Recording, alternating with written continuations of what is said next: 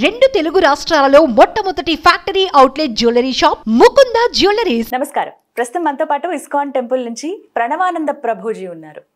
గోవర్ధన్ ఇకో village ఆశ్రమంలో వారు సేవ చేస్తూ ఉంటారు. ప్రత్యేకంగా కృష్ణుడి గురించి, వారి లీలల గురించి ఎన్నో మాధ్యమాల్లో ప్రవచనాలు చెబుతూ ఉంటారు. ఇందులో భాగంగా సుమన్ టీవీ వారిని సంప్రదించడం, వారు అంగీకరించడం, మరొకసారి కృష్ణుడి గురించి మనకు వివరించేందుకు వారు వచ్చేసారు. ఏమాత్రం ఆలస్యం చేయకుండా ప్రభు గారితో మాట్లాడతాం. ప్రభుజీ నమస్కారం అండి.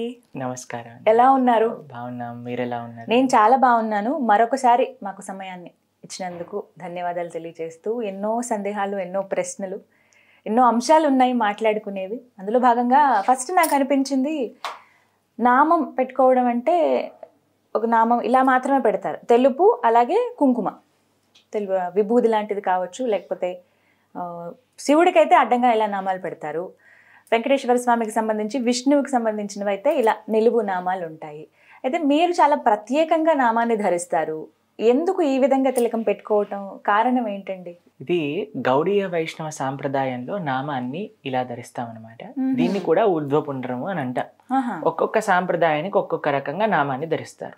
వైష్ణవ సాంప్రదాయంలో ఒకటైనా గౌడీయ వైష్ణవ సాంప్రదాయాన్ని మేము ఇస్కాన్ సంస్థ కూడా ఆచరిస్తూ ఉంటుందన్నమాట. అయితే ఈ కృష్ణ భక్తులు పెట్టుకునే నామం ఇది. ఎలా పెట్టుకుంటారు అంటే, గోపీ చందనము అని ఒక విశేషమైన చందనం దొరుకుతుంది. దాంతో చందనంతో ఈ తిలకాన్ని ధరిస్తారు. దీని యొక్క అర్థం ఏంటి అని అంటే, ఇప్పుడు మేము పైన పెట్టుకున్నాం కదా, ఈ ఊర్ధ్వపుండ్రం ఉంది కదా, ఇది భగవంతుడి యొక్క శ్రీపాదాలు, అంటే భగవంతుడి యొక్క చరణాలు అనమాట. భగవంతుడి యొక్క చరణం ఎక్కడైతే ఉంటుందో అక్కడ తులసి కూడా తప్పకుండా ఉంటుంది. తులసి పైన భగవంతుడి యొక్క చరణం ఉంటుంది అనమాట. అయితే భగవంతుడి యొక్క శ్రీపాదాలు, ఇక్కడ తులసి, తులసి యొక్క ఆకు భగవంతుడి యొక్క పాదాల దగ్గరే.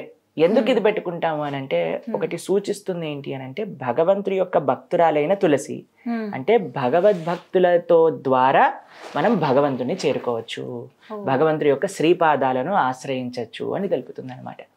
చాలా మంది మమ్మల్ని అడుగుతారండి, ప్రభుజీ మీకు కృష్ణ భక్తి ఉంటే మనసులో పెట్టుకోవచ్చు కదా, ఇంత పెద్ద తిలకం పెట్టుకొని ఎందుకు చూపించుకోవడం ఎందుకు అడుగుతారు. అయితే నేను వాళ్ళని అడిగాను. ఆయన ఒక సాఫ్ట్వేర్ ఎంప్లాయ్ అనమాట. అయితే ఆయన నాతోటి ఈ ప్రశ్న వేస్తున్న సమయానికి ఆయన ఒక ఐడి కార్డు వేసుకున్నారు మెడలో. అన్నాను, అయ్యా మీరు ఆఫీస్ ఎంప్లాయ్ అయితే అయి ఉండొచ్చు, మరి ఐడి కార్డు ఎందుకు వేసుకున్నారు? ప్రభుజీ మరి తెలియకూడదా నేను ఈ ఆఫీస్కి సంబంధించి, నన్ను లోపలికి వెళ్ళనివ్వరు Prabhuji, I'm from this organisation అని తెలుపుకోవాలి కదా. ఒక స్కూల్ పిల్లలు ఉన్నారండి, స్కూల్కి వెళ్ళినప్పుడు యూనిఫామ్ వేసుకోవాలా వద్దా? వేసుకోకపోతే ఇంటికి పంపించేస్తారు. చదువుకోవడానికి స్కూల్కి వెళ్ళినప్పుడు యూనిఫామ్కి ఏంటి సంబంధం అని అంటే, అదొక డిసిప్లిన్, అదొక రికగ్నిషన్, అదొక ఐడెంటిఫికేషన్. కాబట్టి ప్రతి వ్యవస్థలో కూడా మీరు చూసారంటే, ఇప్పుడు మనం ఈ రోడ్ మైక్ పెట్టుకున్నాం, దానిపైన సుమన్ టీవీ అని రాస్తుంది.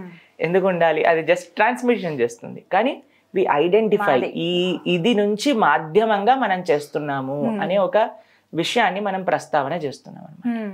కాబట్టి ప్రతి దానికి ఒక ఐడెంటిఫికేషన్ ఉన్నప్పుడు, భగవద్భక్తులమైన మనందరం కూడా మేము కృష్ణుడికి చెందిన వాళ్ళం, భగవంతుడి యొక్క సేవ చేస్తున్నాము, భగవంతుడి యొక్క శ్రీపాదాలు మేము నుదిటి మీద ధరిస్తున్నాము.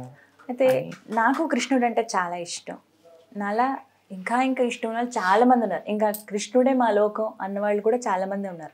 వాళ్ళందరూ అంటే ఇస్కాన్లోకి వెళ్ళటం కానీ, ఆశ్రమాల్లో సేవ చేయటం కానీ, పూర్తిగా సాధు జీవితం అనుభవించడం కానీ, ఇలా ఏవి కాదు, నార్మల్ లైఫ్ని లీడ్ చేస్తూ కృష్ణ భక్తి ఎక్కువగా ఉన్నవాళ్ళు ఇలా నామాన్ని ధరించవచ్చా? ధరించకపోతే ఏమన్నా ప్రాబ్లమా? ఏం లేదండి, తప్పకుండా అందరూ నామాన్ని ధరించవచ్చు. మీకు ఒక విషయం చెప్పనా, నేను ఇంజనీరింగ్ చదువుతునేటప్పుడు నేను ప్రతిరోజు కూడా నామం పెట్టుకొని వెళ్ళేవాడిని కాలేజ్కి. అవునా? ప్రతిరోజు. అప్పుడు మరి అయితే నా ఫ్రెండ్స్ స్టార్టింగ్ లో హాస్టల్ వాళ్ళు ఏమన్నారు తెలుసా, ఓ పంతులు గారు వస్తున్నారు అని అప్పుడప్పుడు జోక్ చేస్తూ ఉండేవారు అనమాట. నేను మాత్రం నాకు ముఖ్యం ఏంటి, భగవంతుడు చెప్పిన మార్గంలో మనం నడవాలి. కాబట్టి నేను నామం పెట్టుకుంటూ ఉండేవాడిని, వెళ్తుండేవాడిని. కానీ వాళ్ళు ఎంత నన్ను ఎగతాళి చేసినా సరే నేను నా అలవాటుని మార్చలేదు ఎప్పుడు కూడా. అది చూసి మళ్ళీ వాళ్ళు నన్ను ఎప్పుడైనా చూసారనుకోండి, దండం పెడుతూ ఉండేవాళ్ళు. ఎప్పుడైనా వాళ్ళకి ఏదైనా ప్రాబ్లం వచ్చింది అనుకోండి, నా దగ్గరకు వచ్చి, ఒరే ఏదైనా చెప్తావారా, ఎక్కడి నుంచి ఈ ప్రాబ్లం నుంచి బయటికి రావాలి. కానీ మనం వేరే వాళ్ళు ఏదైనా మనల్ని అంటున్నారు, ఏదో ప్రతి ప్రాబ్లం వచ్చిందని మన పనిని మనం మార్చేసుకున్నాం అనుకోండి, అప్పుడు వాళ్ళకి అర్థమవుతుంది, ఓ వీడు చాలా స్ట్రాంగ్ కాదు, మనం ఏం చెప్పినా మారిపోతాడు అని. అలాంటి వాళ్ళకి గౌరవం ఇవ్వరండి. నేను ఒకసారి మీకు విషయం చెప్తాను. మా స్కూల్లో ఒకసారి నేను ఏదో ఒక కారణం వల్ల ఫాస్ట్గా క్లాస్కి వెళ్ళాల్సి వచ్చింది. ఆ రోజు నేను తిలకం పెట్టుకోలేదు, నామం పెట్టుకోలేదు అనమాట. అయితే మా టీచర్, ఆవిడ హిందూ కాదు, వేరే ఒక రిలీజియన్కి సంబంధించిన ఆవిడ. అయితే నన్ను క్లాస్ అయిపోయాక, ఏ where is that red line on your face అని అడిగింది అనమాట. అయితే ma'am I forgot because I was in hurry అని అన్నా. No you look very good with that అని మా టీచర్ అనమాట. సో మన ధర్మానికి సంబంధించిన వాళ్ళు కూడా కాదు, but when they see consistency, మనం మన స్పిరిచువల్ లైన్స్కి మనం కట్టుబడి ఉన్నాము, మన ధర్మాన్ని మనం ఆచరిస్తున్నాం అంటే ప్రతి ఒక్కళ్ళు కూడా మనకి రెస్పెక్ట్ ఇస్తారు. కాబట్టి మన ధర్మాన్ని మనం ఆచరించటంలో అస్సలు ఎప్పుడు సిగ్గుపడాల్సిన అవసరం లేదు. చాలా మంది నలుగురు ఏదో అంటున్నారండి. ఇప్పుడు మీరు ఇందాక ఒక మాట చెప్పారు, కాలేజ్ డేస్లో నిలబెట్టుకుంటే నవ్వేవాళ్ళు, అపహాస్యం చేసేవాళ్ళు అని చెప్పి. కానీ ఇవాళ మీలా ఆ అనుభవం పొందుతున్న వాళ్ళు కూడా చాలా మంది ఉన్నారు. ఏదైనా చిన్న డ్రెస్ ఏదైనా మార్చుకున్నా, లేకపోతే ఏదైనా దేవుడికి సంబంధించి బొట్టు పెట్టుకున్నా కూడా చాలామంది కామెంట్ చేసే వాళ్ళు కూడా ఉంటారు, పెద్ద భక్తుడు వచ్చాడు ఇలా ఇలా అంటూ మాట్లాడతారు. అలాంటి వాళ్ళు ఏం నేర్చుకోవాలి, ఎలా ఉండాలి, ఎలా ఉండమని మీరు చెప్తారు? ఇప్పుడు మీకు ఒక విషయం చెప్తానండి. మేము కాలేజ్లో నడుస్తూ వెళ్తున్నప్పుడు చాలామంది సిగరెట్లు తాగుతూ ఉండేవారు అనమాట. కొంతమంది మా టీచర్ ఒకసారి చెప్పారు, పక్కన క్లాస్లో ఉండేవాళ్ళు క్లాస్ లోపలికి మందు బాటిల్ తీసుకెళ్ళి తాగుతున్నారట. వాళ్ళని రెస్ట్రిక్ట్ చేసేసారు కాలేజ్ నుంచి. ఏ పని ఎక్కడైతే చేయకూడదో అలా చేయడానికి వాళ్ళు ఎప్పుడు కూడా సిగ్గుపడట్లేదు. మనం ధార్మికంగా ఉండడానికి ఎందుకు సిగ్గుపడాలి చెప్పండి? ప్లస్ ఒకళ్ళు ఒక కల్చర్ని ఆచరిస్తున్నారు అని అంటే మనం దాన్ని రెస్పెక్ట్ చేయాలి. ఎందుకంటే భారతీయత అని అంటే భారతీయ కల్చర్. ఇప్పుడు మీకు ఒక విషయం చెప్తాను. నేను ఇంజనీరింగ్ చదువుతున్నప్పుడు ఫస్ట్ ఇయర్లో ఉన్నానన్నమాట. అయితే కాలేజ్లో ఒక ఈవెంట్ జరిగింది. ఆ ఈవెంట్కి మమ్మల్ని కూడా పిలిచారు. దానికి ఒక డ్రెస్ కోడ్ ఉందన్నమాట.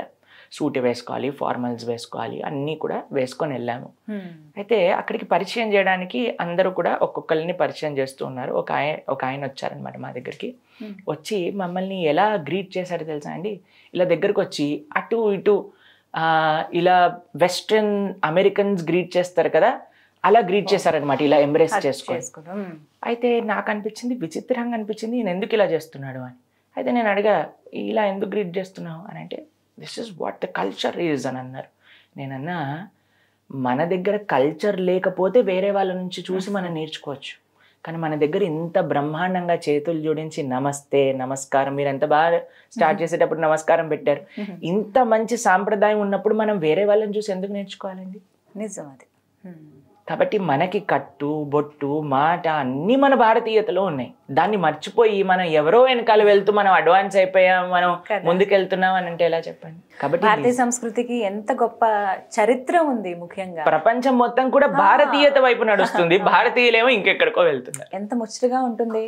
ఇస్కాన్లో చాలా మంది వేరే దేశానికి సంబంధించిన వాళ్ళు వచ్చి అక్కడ వెళ్తూ ఉంటే ఇలా మీలా నామాలు పెట్టుకునేది చిన్న చిన్న పిల్లల దగ్గర నుంచి అండి, వాళ్ళే ముచ్చటేస్తుంది. మీరు బృందావనానికి రండి, మాయాపూర్కి రండి, అక్కడ వందలాది వేలాది మంది రష్యన్స్, అమెరికన్స్, యూరోపియన్స్, ఆఫ్రికన్స్ అందరూ కూడా తిలకం పెట్టుకొని కంటిమాల ధరించి బీడ్ బ్యాగ్ తో తిరుగుతూ సేవ చేస్తూ భారతీయత, భారతదేశం వదిలేసి వెళ్ళాలంటే వాళ్ళకి ఇప్పుడు అవ్వదు.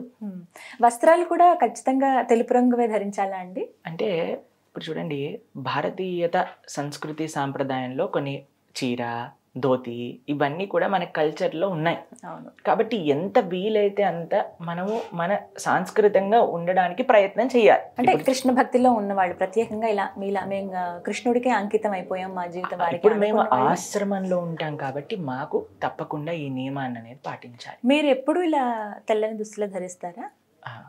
ఇప్పటివరకు అయితే ఇప్పుడు మేము మీ అందరికీ ఒక విషయం చెప్తాను. మేము ఇప్పుడు ట్రైనింగ్ టైంలో ఉన్నాం అనమాట, మేము ఆశ్రమంలో. అంటే కొన్ని సంవత్సరాలు ఎలా సాధు జీవితం ఎలా ఉంటుంది, మాకు ఆ సాధు జీవితంలో నచ్చుతుందా, మనం ఎలా సేవ చేయగలుగుతున్నా, ఇవన్నీ చూసి ఇస్కాన్లో చాలామంది అనుకుంటారండి ఇస్కాన్కి వచ్చిన వాళ్ళందరినీ వాళ్ళు సాధువులు చేసేస్తారు అని. కానీ అలా కాదండి. నేను నా విషయం చెప్తాను, నన్ను ఇప్పటి వరకు ఒక్కళ్ళు కూడా మా ఆర్గనైజేషన్కి వచ్చి జాయిన్ అయిపో మా ఆశ్రమంలో అని చెప్పలేదు. మిమ్మల్ని ఎవరు అడగలేదు? నా స్వతహాగా నేను వెళ్ళి అడిగా, అయ్యా నేను జాయిన్ అవ్వాలనుకుంటున్నా, మమ్మల్ని జాయిన్ చేసుకుంటారా అని అంటే చాలా ప్రశ్నలు అడిగి ఎగ్జామినేషన్స్ పెట్టి స్క్రూటినీ చేసి దాని తర్వాత సరే నువ్వు రావచ్చు అని చెప్పారనమాట. కాబట్టి ఇస్కాన్లో చాలా పెద్ద అపోహ ఉంటుంది, ఎవరైనా ఇస్కాన్కి వెళ్తే వాళ్ళు సాధువులు అయిపోతారు. కాదండి, అసలు ఎవ్వరు కూడా అలా మాట్లాడారు. మీకు ఇంకో విషయం చెప్పాలా, ఇస్కాన్ ఒక సంస్థగా మనం చూసినప్పుడు అందులో 99% అందరూ కూడా మ్యారీడ్ పీపులే ఉన్నారు. కేవలం 1% కంటే తక్కువ మంది మాత్రమే మాలాంటి సాధువులు ఉన్నారు. కాబట్టి మేము ఆశ్రమంలో ఉన్నాం కాబట్టి కొన్ని రోజులు ఇలా ఉన్నాం. దాని తర్వాత మా గురువు గారి అనుగ్రహం ఉంటే మేము కూడా కాషాయ వస్త్రాలను ధరిస్తాము. మా తల్లిదండ్రుల యొక్క అనుగ్రహం కూడా ఉంది. మా నాన్నగారు అడుగుతున్నారు, ఎందుకు వైట్ కుర్తాలు ఎక్కువ కొనుక్కుంటావు, నువ్వు కాషాయం ఎప్పుడు వేసుకుంటావు అని అడిగారు అనమాట మొన్న. కాబట్టి వాళ్ళ యొక్క పర్మిషన్, మా గురువు అనుగ్రహంతో తొందరలో కాషాయ వస్త్రం కూడా వేసుకునే అవకాశాలు ఉన్నాయి. అలాగే ముడి కంపల్సరీనా అండి? శిఖ, దీన్ని శిఖ అని అంటారు. భారతీయ సంస్కృతిలో మనం చూస్తే ప్రతి ఒక్కళ్ళు కూడా శిఖని ధరించేవారు అనమాట. ఆడవాళ్ళు ఎలా అయితే జడ వేసుకుంటారో మగవాళ్ళందరికీ కూడా శిఖ ఉండేది. ఎందుకు అనంటే ఆ ప్రదేశాన్ని సహస్రార చక్రం అక్కడ ఉంటుంది. బ్రహ్మరంధ్రము అని అంటారు. జీలకర్ర బెల్లం పెట్టిస్తారు చూడండి పెళ్లి అయ్యేటప్పుడు, బ్రహ్మరంధ్రాన్ని ఎప్పుడు కూడా కప్పి ఉంచాలి అని చెప్తారనమాట. ఒక్కొక్క రిలీజియన్ లో మీరు చూస్తే ఒక్కొక్క విధంగా వాళ్ళు తలని కప్పుకొని ఉంటారు. మన సాంప్రదాయంలో శిఖ అనేది ఉంటుందన్నమాట. అది కేవలం ఒక్కళ్ళకి సంబంధించింది కాదు, ప్రతి సనాతనీయులు కూడా శిఖని ధరిస్తూ, మీరు ఇంత నార్త్ ఇండియన్కి వెళ్ళారనుకోండి, ఏ పని చేసే వాళ్ళ దగ్గరికైనా చూడండి వాళ్ళందరూ చక్కగా శిఖ పెట్టుకొని ఉంటారు. బృందావనంలో, వారణాసిలో, అయోధ్యలో. నార్త్ ఇండియన్లో ఇంకా శిఖ సాంప్రదాయం ఉంది. ఇక్కడ దక్షిణ భారతదేశంలో తక్కువ అయిపోయింది అనమాట. కానీ శిఖ ధరించాలి. ప్రభుజీ, కృష్ణుడి గురించి మాట్లాడేటప్పుడు నాకు ఒక ప్రశ్న వచ్చిందనమాట. చాలా చక్కగా ఉన్న ఇంటర్వ్యూస్, అన్ని విషయాలు అడుగుతున్నారు, బాగుంది. అయితే మేము జపం చేద్దామన్న ఆలోచన వచ్చింది. ఎలా చేయాలి జపం, ఎవరెవరు చేయొచ్చు, జపం చేస్తున్న సమయంలో ఏ మంత్రాలు పఠించాలి, అసలు ఎలా చేయాలి, ఇవాళ చాలా సందేహాలు ఉన్నాయి మాకు, వీటి గురించి ప్రణవానంద గారిని అడగండి అని చెప్పి నాకు పర్సనల్గా చాలామంది క్వశ్చన్ అడిగారనమాట. ఏం చెప్తారు ప్రభుజీ, అసలు జపం ఎలా చేయాలి, ఎందుకు చేయాలో కూడా చెప్పండి ముందు. తప్పకుండా. కలియుగంలో తరించడానికి మార్గం ఏంటి అని ఒక ప్రశ్న పరీక్షిత మహారాజ్ గారు శుకదేవ గోస్వామిని అడుగుతారనమాట. ఎప్పుడైతే కలియుగం గురించి ఇంత భయంకరమైన కలియుగ వర్ణన చేస్తారు భాగవతంలో, అయ్యా మరి ఈ కలియుగంలో ఉండే వాళ్ళు తరించడానికి అవకాశం ఏంటి, వాళ్ళకి మనశ్శాంతి అసలు దక్కుతుందా జీవితంలో, ఏం చేస్తే మనశ్శాంతి కలుగుతుంది, ఏం చేస్తే భగవత్ కృప కలుగుతుంది అని అడుగుతారు. అప్పుడు చెప్తారు, కలో దోష నిధేరాజన్ అస్తి ఏకోన్మహాన్ గుణాన్ కీర్తనాత్ ఏవ కృష్ణస్య ముక్త సంగ పరం వ్రజేత్. కలో దోష నిధి, కలియుగం అంటే దోషాలకి నిధి అట. అటువంటి కలియుగంలో ఒక మానవుడికి ప్రశాంతత రావాలన్నా, భగవంతుని చేరుకోవాలన్నా మార్గం ఏంటి అంటే సులభాతి సులభమైన మార్గం భగవన్నామాన్ని జపం చేయటం. మీరు డాక్టర్ దగ్గరికి వెళ్ళారనుకోండి, ఇప్పుడు తలనొప్పితో వెళ్ళారనుకోండి ఒక మాత్ర ఇస్తారు, కడుపు నొప్పితో వెళ్ళారనుకోండి ఇంకొక మాత్ర ఇస్తారు, జ్వరంతో వెళ్ళారనుకోండి ఇంకొక మాత్ర ఇస్తారు. ఒక్కొక్క రోగానికి ఒక్కొక్క మాత్ర ఉంటుంది. ఒక డాక్టర్ చెప్పారనుకోండి, నేను ఒకటే మెడిసిన్ ఇస్తా, ఏ రోగం వాళ్ళైనా రాండి అని అంటే వెళ్తామా మనం? లేదు. కాబట్టి ఒక్కొక్క యుగానికి మన శాస్త్రం ఒక్కొక్క మాత్ర ఇచ్చిందనమాట. కృతేయ ధ్యాయతో విష్ణుం త్రేతాయాం యజతోమకై ద్వాపరే పరిచర్యాయాం కలో తత్ హరికీర్తనం అని అన్నారు. కృతయుగంలో ఏంటి భగవంతుని చేరుకోవడానికి మార్గము అని అంటే ధ్యానం చేయటం అట. మీకు విషయం తెలుసా అండి, ధ్యానం చేయడానికి కూర్చునే ఆసనం ఉంటుంది కదా, కరెక్ట్ పోస్చర్ లో కూర్చోవడానికి సాధన 10 సంవత్సరాలు పడుతుందట, కేవలం పోస్చర్ కరెక్ట్ చేసుకోవడానికి, కూర్చోవడానికి. అమ్మో. ఇప్పుడు మీరు చెప్పండి, కలియుగంలో ఉండే మనకి లైఫ్ ఎక్స్పెక్టెన్సీ ఇప్పుడు 70 ఇయర్స్కి వెళ్ళిపోయింది. 10 సంవత్సరాలు మనం కూర్చోటంలో పెడితే ధ్యానం చేసేటప్పుడు ఆ ధ్యానం ఫలించేది ఎప్పుడు? కృతయుగంలో వందలాది సంవత్సరాలు, వేలాది సంవత్సరాలు బ్రతుకుతూ ఉండేవాళ్ళు. కాబట్టి వాళ్ళకి ఆ టైం ఉండేది, పీస్ఫుల్ గా వాళ్ళు ధ్యానం చేసుకుంటూ భగవంతుని ప్రసన్నం చేసుకునేవాళ్ళు. అందుకే మనం వింటాం, ధ్రువుడు ఇన్ని సంవత్సరాలు చేశారు అని, ఈ మహర్షి, ఈ యోగులు ఇన్ని సంవత్సరాలు చేశారు. కానీ అంత సమయం మన దగ్గర లేదు. కృతేయ ధ్యాయతో విష్ణుం త్రేతాయాం యజతో మకై. త్రేతాయుగంలో భగవంతుని చేరుకోవడానికి మార్గం ఏంటి అంటే యజ్ఞయాగాది క్రతువులు చేయడం అన్నమాట. కలియుగంలోకి వద్దాం. యజ్ఞం చేయాలంటే ఏం కావాలి? ఒక హోమగుండం కావాలి, ఆవు నెయ్యి కావాలి, మనకి అసలు ఇప్పుడు దొరికేవి ఆవు పాల అనేది చాలా పెద్ద ప్రశ్నార్థకం. టీవీలలో మనం చూస్తూ ఉంటే మాధ్యమంలో అందరూ కూడా అందులో ఏదో సర్ఫ్ కలుపుతున్నారని, షాంపూ కలుపుతున్నారని, కెమికల్స్ కలుపుతున్నారని, మొత్తం కల్తీయే. కాబట్టి ఆవు అసలు పాలు ఇస్తుందా, ఆ పాలు మన దగ్గరకు వస్తున్నాయా? మీకు యజ్ఞానికి యూజ్ చేయాల్సిన నెయ్యి ఎలా తయారు చేయాలో తెలుసా? పాలని మట్టి కుండలో కట్టెల పొయ్యి మీద కాచాలి. దాని తర్వాత దాన్ని పెరుగు తోడేయాలి. పెరుగుని చిలికి వెన్న తయారు చేయాలి. వెన్నలో నుంచి వెన్న కాచితే వచ్చిన నెయ్యితో యజ్ఞం చేయాలి. అలాంటి నెయ్యి జస్ట్ పేరుకి అలా ఇలా చేసిన నెయ్యి ఇప్పుడు కనీసం ఒక 5,000 రూపాయలు పర్ కేజీ అమ్ముతున్నారు. ఒక యజ్ఞం మంచిగా చేయాలి అని అంటే సుమారుగా ఒక 15 నుంచి 20 కేజీల నెయ్యి సరిపడుతుంది. ఇప్పుడు మనం ఎక్కడి నుంచి ఆ నెయ్యి తీసుకొస్తాం? అలా మంత్రాన్ని చెప్పి ఇంతకుముందు యుగాలలో ఎలా చేసేవాళ్ళండి యజ్ఞము అని అంటే, అశ్వమేధ యజ్ఞం అని విన్నారా మీరు? అశ్వమేధ యజ్ఞం అంటే ఏం చేసేవాళ్ళంటే యజ్ఞం లోపలికి ఒక గుర్రాన్ని వేసేవారు అన్నమాట. వేస్తే ఆ గుర్రం చనిపోయేది కాదు, యజ్ఞం లోపల నుంచి ఒక మనుష్య శరీరాన్ని తీసుకొని బయటకు వచ్చేది. అంత ప్యూర్ గా ఆ మంత్రాన్ని పఠన చేస్తూ ఉండేవాళ్ళు అనమాట అప్పుడుండే ఆ పండితులందరూ కూడా. ఇప్పుడు మనం ఏమైనా నేస్తూ వస్తుందా అండి యజ్ఞంలో నుంచి? చాలా కష్టం అది. కాబట్టి ఇటు ఇంగ్రీడియంట్స్ సమకూర్చడం వేరు. మీకు ఒక విషయం తెలుసా, మీరు ఎప్పుడైనా యజ్ఞంలో కూర్చున్నారనుకోండి, అందరు, మొన్న మా ఇంట్లో ఒక యజ్ఞం జరిగింది, అందరు కళ్ళల్లో నుంచి నీళ్లు కార్చుకుంటూ కళ్ళన్నీ ఉబ్బిపోయి బయటికి వెళ్ళి లోపలికి రావటం ఎంత కష్టమైనది. ప్రతిరోజు మీరు నియమంగా యజ్ఞాలు చేయాలి అని అంటే ఎంత కష్టం. కలియుగంలో చేయలేము. కానీ అప్పట్లో ఎలా చేసేవాళ్ళు? అప్పట్లో ఎందుకంటే ఆ ఫెసిలిటీ ఉండేది. అందుకే మన రామచంద్రుడిని చూస్తాం, మనం యజ్ఞం చేసాం, బంగారు సీత, ఇవన్నీ చెప్తూ ఉంటాం. త్రేతాయుగంలో యజ్ఞయాగాది క్రతువులు, ద్వాపరే పరిచర్యాయాం, ద్వాపర యుగంలో పరిచర్య. ఎందుకంటే కృష్ణుడు ఉండేవాడు కాబట్టి గోపికలందరూ, గోపాల బాలందరూ భగవంతుడికి సేవ చేసుకున్నారు. కానీ కలియుగంలో అటు ధ్యానము చేయలేము, ఇటు యజ్ఞయాగాది క్రతువులు చేయటం అంత ఈజీ కాదు, పరిచర్య కూడా మనకి అంత సులభమైన విషయం కాదు. మరి కలియుగంలో ఉండే వాళ్ళు తరించడానికి మార్గం ఏంటి అంటే కలో తత్ హరి కీర్తనం, భగవంతుడి యొక్క నామాన్ని జపం చేయటం. కాబట్టి ఇందుకు కలియుగంలో కృష్ణుడి యొక్క నామాన్ని జపం చేయాలి అని చెప్తారనమాట. మనకి ఉపనిషత్తులన్నీ చెప్తున్నాయి.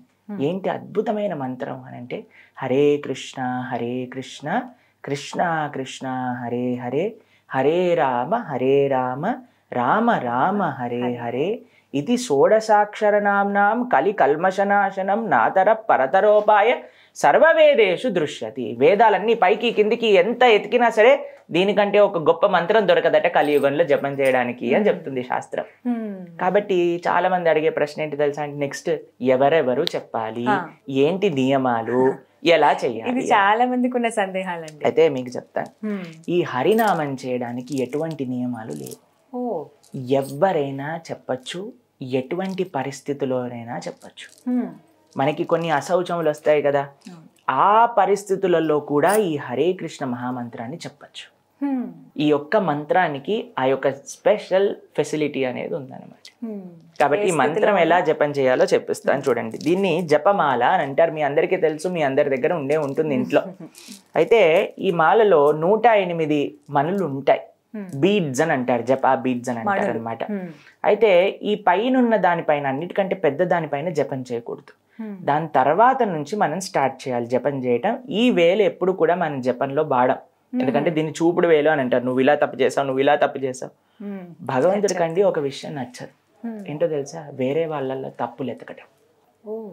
మనం ఎప్పుడైనా నువ్వు ఇలా చేసావు, నువ్వు అలా చేసావు, నువ్వు ఇలా చేసావు అని జీవితం అంతా వేరే వాళ్ళని దూషిస్తున్నావు అనుకోండి, భగవంతుడు అటువంటి వాళ్ళ సేవను ఎప్పుడు కూడా యాక్సెప్ట్ చేయరు.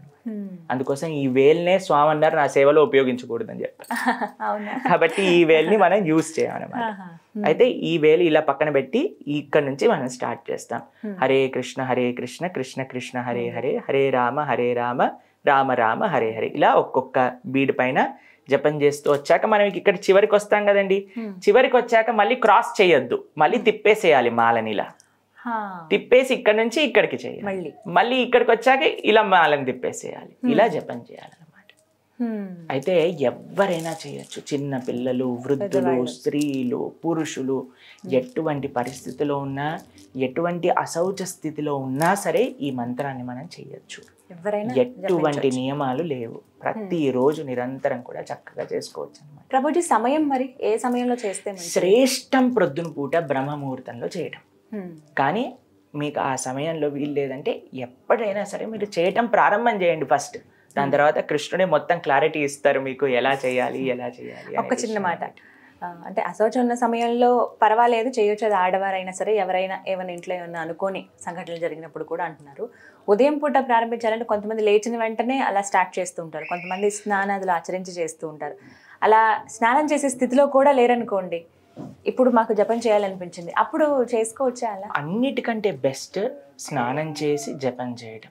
లేదు అని అంటే కొన్నిసార్లు మనకు అనారోగ్యం ఉంటుంది, దాని తర్వాత అప్పుడు స్నానం చేయలేము. అప్పుడు ఏంటి అంటే తప్పకుండా చక్కగా జపం చేసుకోవచ్చు. అపవిత్ర పవిత్రోవా సర్వావస్థాన్ గతోపివా యత్స్మరేత్ పుండరీకాక్షం సబాహ్య అభ్యంతరశుచి అని అంటారు. భగవంతుడి యొక్క నామాన్ని చెప్పడం చేత బాహ్యంగా ఆంతరికంగా శౌచం అనేది వచ్చేస్తుంది అనమాట. కొంతమంది వేరొకరి కోసం కూడా చేస్తూ ఉంటారు. ఇప్పుడు ఎవరైనా భర్తకో భార్యకో బాగోలేని స్థితిలో వాళ్ళ తరపున ఇంకొకరు చేస్తూ ఉంటారు. అలా చేస్తే అసలు ఫలితం ఉంటుందా అండి? ఇప్పుడు మీకు ఒక విషయం చెప్తాను. మీకు ఆకలేసింది అనుకోండి, ప్రభుజీ మీరు తినేయండి నా ఆకలి తీరిపోతుంది అని అంటే తీరిపోతుంది కాదు, మనమే తినాలి కదా. కాబట్టి ఎవరి జపం వాళ్ళే చేయాలి, ఎందుకంటే ఎవరి జీవితాన్ని వాళ్ళే నడిపించాలి. మనం ఎలా వేరే వాళ్ళ కోసం మనం తినేసి అయ్యా నువ్వు హ్యాపీగా ఉండి నేను తినేసా నీ పోర్షన్ని కూడా అంటే వాడు ఏమంటాడు, నువ్వు తింటే నాకేమొస్తుంది అని అంటారు. అవునా కాదా? అలానే జపం కూడా. కాబట్టి ఆధ్యాత్మికంగా ప్రతి ఒక్కళ్ళు కూడా, అది పిల్లలైతే పిల్లల ఆధ్యాత్మికంగా ఉండాలి, స్త్రీ ఆధ్యాత్మికంగా ఉండాలి, పురుషుడు ఆధ్యాత్మికంగా ఉండాలి, పెద్దల ఆధ్యాత్మికంగా ఉండాలి. అప్పుడే ఒక మంచి సంస్కృతి సాంప్రదాయం అనేది మన యొక్క సొసైటీలో ఉంటుంది. ఎంత సమయం చేయొచ్చండి? ఇప్పుడు ఈ మాలల్లో కూడా కొన్ని మనకి సైజెస్ ఉంటాయి, రకరకాల మాలలు ఉంటాయి. కొంతమంది చిన్నవి తీసుకుంటూ ఉంటారు. అంటే ఇప్పుడు 108 అంటున్నారు, అంత సంఖ్య కాకుండా ఇంకా తక్కువ సంఖ్యలో చేయొచ్చా? ఏ సంఖ్యలో చేయొచ్చు? అట్లీస్ట్ 108తో స్టార్ట్ చేయాలి. 108 చేయాలి అని అంటే మీకు ఒక విషయాన్ని చెప్తాను. 7 నిమిషాలు పడుతుంది సుమారుగా. ఎవరి జీవితంలో 7 నిమిషాలు లేవు చెప్పండి భగవంతుడి యొక్క నామాన్ని చేయడానికి? కాబట్టి అందరి దగ్గర ఉన్నాయి. కాబట్టి మనం సమయం తీసుకొని ఆ యొక్క మాల అనేది చేయాలి. కాబట్టి 7 minutes అంతే, ఈజీ. ప్రభుజీ ఇళ్ళ దగ్గర చేయొచ్చా లేకుంటే ఆలయంలో మాత్రమే ఇలా చేయాలా? ఇంట్లో ఎక్కడైనా సరే, మీరు ఫ్లైట్ లో ఉన్నా, ఇంట్లో ఉన్నా, షిప్ లో ఉన్నా, ఎక్కడున్నా సరే మీరు హ్యాపీగా మంత్రం చేసుకోవచ్చు. నేల మీద, గాలిలో, నీళ్లలో ఎక్కడున్నా సరే జపించుకోవచ్చు అనమాట. తప్పకుండా. నియమాలు ఏమైనా పాటించాలండి? జపం చేస్తున్నారు, మేము ఇలా దీక్షలాగా తీసుకుంటున్నాం అన్నవాళ్ళు ఎన్ని రోజులు అలా తీసుకోవచ్చు? ఎలాంటి నియమాలు పాటించాలి? మీరు నియమాల కంటే జపం పైన ఎక్కువ ఫోకస్ చేయండి. ఆ జపం ఎప్పుడైతే మనం పాజిటివిటీని ఎక్కువగా మన జీవితంలో తీసుకుంటూ ఉన్నాం అనుకోండి, అలానే నెగిటివిటీ పోతూ ఉంటుంది. కాబట్టి మీరు ఫస్ట్ జపం స్టార్ట్ చేయండి చేయటం. నియమంగా కొన్ని రోజులు చేస్తాం, 21 రోజులు చేస్తాం, ప్రతిరోజు కూడా నియమంగా ఒక 2 మాలలు చేస్తామని ఈ మంత్రాన్ని జపం చేయండి. మీరు కొన్ని రోజులలో మీకే ఆ మంచి విషయాలు, మీకే ఇంకా ఎంతూజియాజం, ఎలా ముందుకెళ్ళాలి భక్తిలో అనే విషయాలు, ఆ ప్రేరణ అంతా కూడా ఆ జపమే మనకి ఇస్తుంది అన్నమాట. ఏమైనా పని చేసినప్పుడు పరిహారం గురించి చాలా మంది అడుగుతూ ఉంటారు. అందువల్ల మాకేంటి ఉపయోగం, మేము ఏం పొందగలుగుతాము జపం చేస్తే అని అడిగేవాళ్ళు ఉన్నారు. ఖచ్చితంగా అది ఆశిస్తారు, మానవ మాత్రలుగా అది మనకి సహజం ఏముంటుందని. అలాంటి వాళ్ళకి ఏం చెప్తారు జపం చేస్తే? మీరు ఎప్పుడైనా డబ్బులు లెక్క పెట్టారా అండి? లెక్క పెట్టినప్పుడు ఎలా లెక్క పెడతారు? డబ్బులు ఇలా తీసుకొని 1 2 3 4 5 6 7 8 9 10 ఇలా లెక్క పెడతారా? మీరందరూ కూడా లెక్క పెట్టే ఉంటారు కదండి డబ్బులు. అయితే మనం డబ్బులు లెక్క పెట్టినప్పుడు ఇలా బయటికి ఇలా చేస్తూ చేస్తూ లెక్క పెడుతూ ఉంటాం. కానీ మీరు చూసారనుకోండి, జపం చేస్తున్నప్పుడు హరే కృష్ణ కృష్ణ కృష్ణ హరే హరే, హరే రామ రామ రామ హరే హరే అని లోపలికి అంటూ ఉంటారు. మీరు ప్రతిరోజు కూడా మీ మొత్తం ఎనర్జీని స్పెండ్ చేసి అర్జన చేసే ఈ డబ్బులు ఎప్పటికైనా సరే బయటికి వెళ్ళిపోయేవి. కానీ మీతోటి వచ్చేది ఏదన్నా ఉంటే అది భక్తి సుకృతి మాత్రమే. అందుకే ఇది లోపలికి వెళ్తుంది, దీని లోపలికి లెక్క పెడుతున్నా, అది బయటికి లెక్క పెడుతుంది. కాబట్టి లోపలికి వచ్చేది మనతో ఎల్లప్పుడూ ఉండేదాన్ని మనం తప్పకుండా శ్రద్ధగా చేయాలి కదండి. మీతోటి వచ్చేది మాకేమొస్తుంది అని అంటే ఇదే మీతోటి వచ్చేది, ఇంకేది రాదు. ప్రభుజీ మంత్రం గురించి మాట్లాడేటప్పుడు మీరు ఒక మాట అన్నారు ఇందాక, ఎక్కడ చూసినా మనకు అదే కనబడుతుంటుంది. హరే కృష్ణ కృష్ణ కృష్ణ హరే హరే, హరే రామ రామ రామ హరే హరే. అంటే ముందు రాముడు కదా, ఆ తర్వాత కదా కృష్ణుడు. ఈ సందేహం చాలా మందికి వచ్చింది, వాళ్ళ క్వశ్చన్లో కూడా అడిగారు ఇది. అంటే ఎందుకు ఈ విధంగా మీరు చెప్తూ ఉన్నారు, నిజంగా అలాగే ఉందా, అసలు ఎవరు చెప్పారు ఇలా చెప్పమని చెప్పి అని కూడా అడుగుతున్నారు. చాలా మంది మమ్మల్ని కూడా ఈ ప్రశ్న అడుగుతుంటారండి, రాముడు ముందు కదా మీరు కృష్ణుడిని ముందుకు తెచ్చారు అని. ఇంకో విషయం తెలుసా, మిమ్మల్ని అడగాల్సిన ప్రశ్న ఏంటి అని అంటే, రాముడి కంటే ముందు కృష్ణుడు లేడా? రాముడు కృష్ణుడు ఎప్పటికీ ఉన్నారు. ఇంకో విషయం తెలుసా, కృష్ణ అవతారం కంటే ముందు పరశురాముడు ఒకసారి కృష్ణుడి దర్శనం కోసం ఆయనని ధ్యానించి కృష్ణ దర్శనం పొందారు. ఇది మహాభారతంలో మనం చూస్తాం అన్నమాట. కాబట్టి రామకృష్ణులు ఎప్పటికీ ఉన్నారు వాళ్ళ వాళ్ళ లోకాలలో. కృష్ణుడు ఎప్పటికీ గోలోకంలో ఉన్నారు, రాముడు ఎప్పుడూ అయోధ్యలో ఉన్నారు. కానీ మనకు తెలిసింది యుగాలు, తర్వాత త్రేతాయుగం, తర్వాత ద్వాపర యుగం. మీరు యుగం వరకు వచ్చారనుకోండి, ఫస్ట్ కృతయుగం, తర్వాత త్రేత, తర్వాత ద్వాపరి, తర్వాత కలి అనుకున్నా. మీకు విషయం తెలుసా, మళ్ళీ కలియుగం తర్వాత ఏంటి, మళ్ళీ సత్యయుగం స్టార్ట్ అవుతుందా? మన టైం లీనియర్ కాదు, మన టైం సైక్లిక్. ఒకటి సైక్లిక్ అన్నారు అనుకోండి, అందులో ఏది ఫస్ట్ ఏది నెక్స్ట్ అని ఎలా తెలుసు చెప్పలేం కదా. మీకు ఇంకొక విషయం చెప్తానండి, వాల్మీకి కథ మనందరం వినే ఉంటాం కదా. ఆయన ఏం చెప్పారండి, మరా అన్నాడు. నారదుడు రామ అంటే అనలేకపోయారు, మరా అన్నాడు. మరా మరా మరా మరా మరా మరా మరా మరా అన్నా సరే ఆయన తరించి వాల్మీకి అయిన వారు.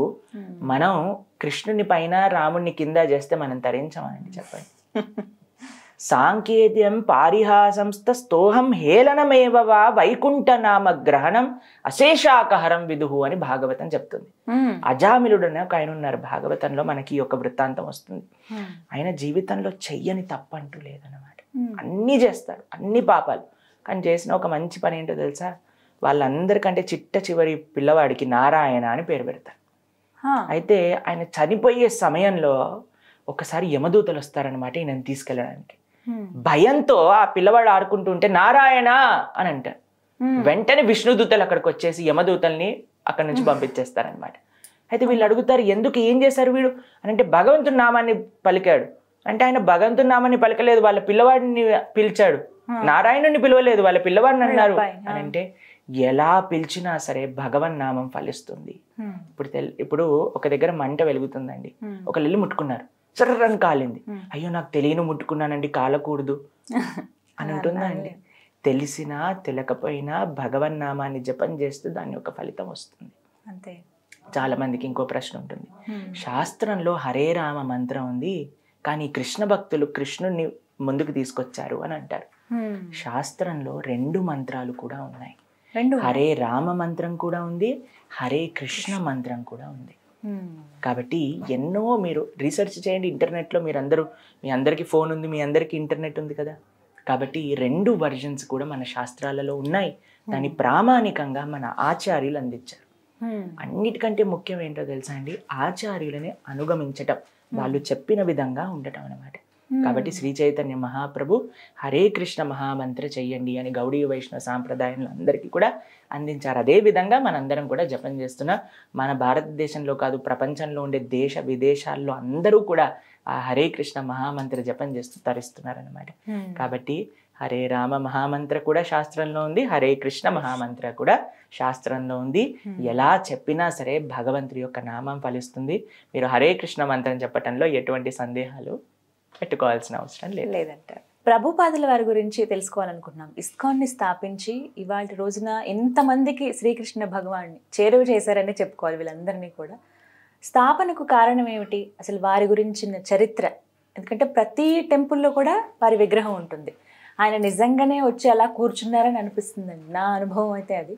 ఒకసారి వారి గురించి ప్రేక్షకులకి. ఇస్కాన్ సంస్థాపకాచార్యులు అభయచరణ అరవింద భక్తి వేదాంత స్వామి శ్రీల ప్రభుపాద్ ఆయన పూర్తి పేరు అనమాట. అయితే ఆయన బెంగాల్లో కోల్కతాలో అవతరించారనమాట. అయితే ఆయన చిన్నప్పటి నుంచి చాలా ఆ గాంధీజీ గారి యొక్క మూమెంట్ ప్రభావితమయ్యి ఉండేవారు అనమాట. అయితే స్వాతంత్రం కోసం పోరాడుతూ ఉండేవారు. చాలా మంచిగా చదువుకున్నారు కూడా, ఆయనకి ఇంగ్లీష్ కూడా చాలా బాగా వచ్చేది. అయితే వాళ్ళ తల్లిదండ్రులు ఎంతో ఆధ్యాత్మికంగా ఆయనను పెంచారు.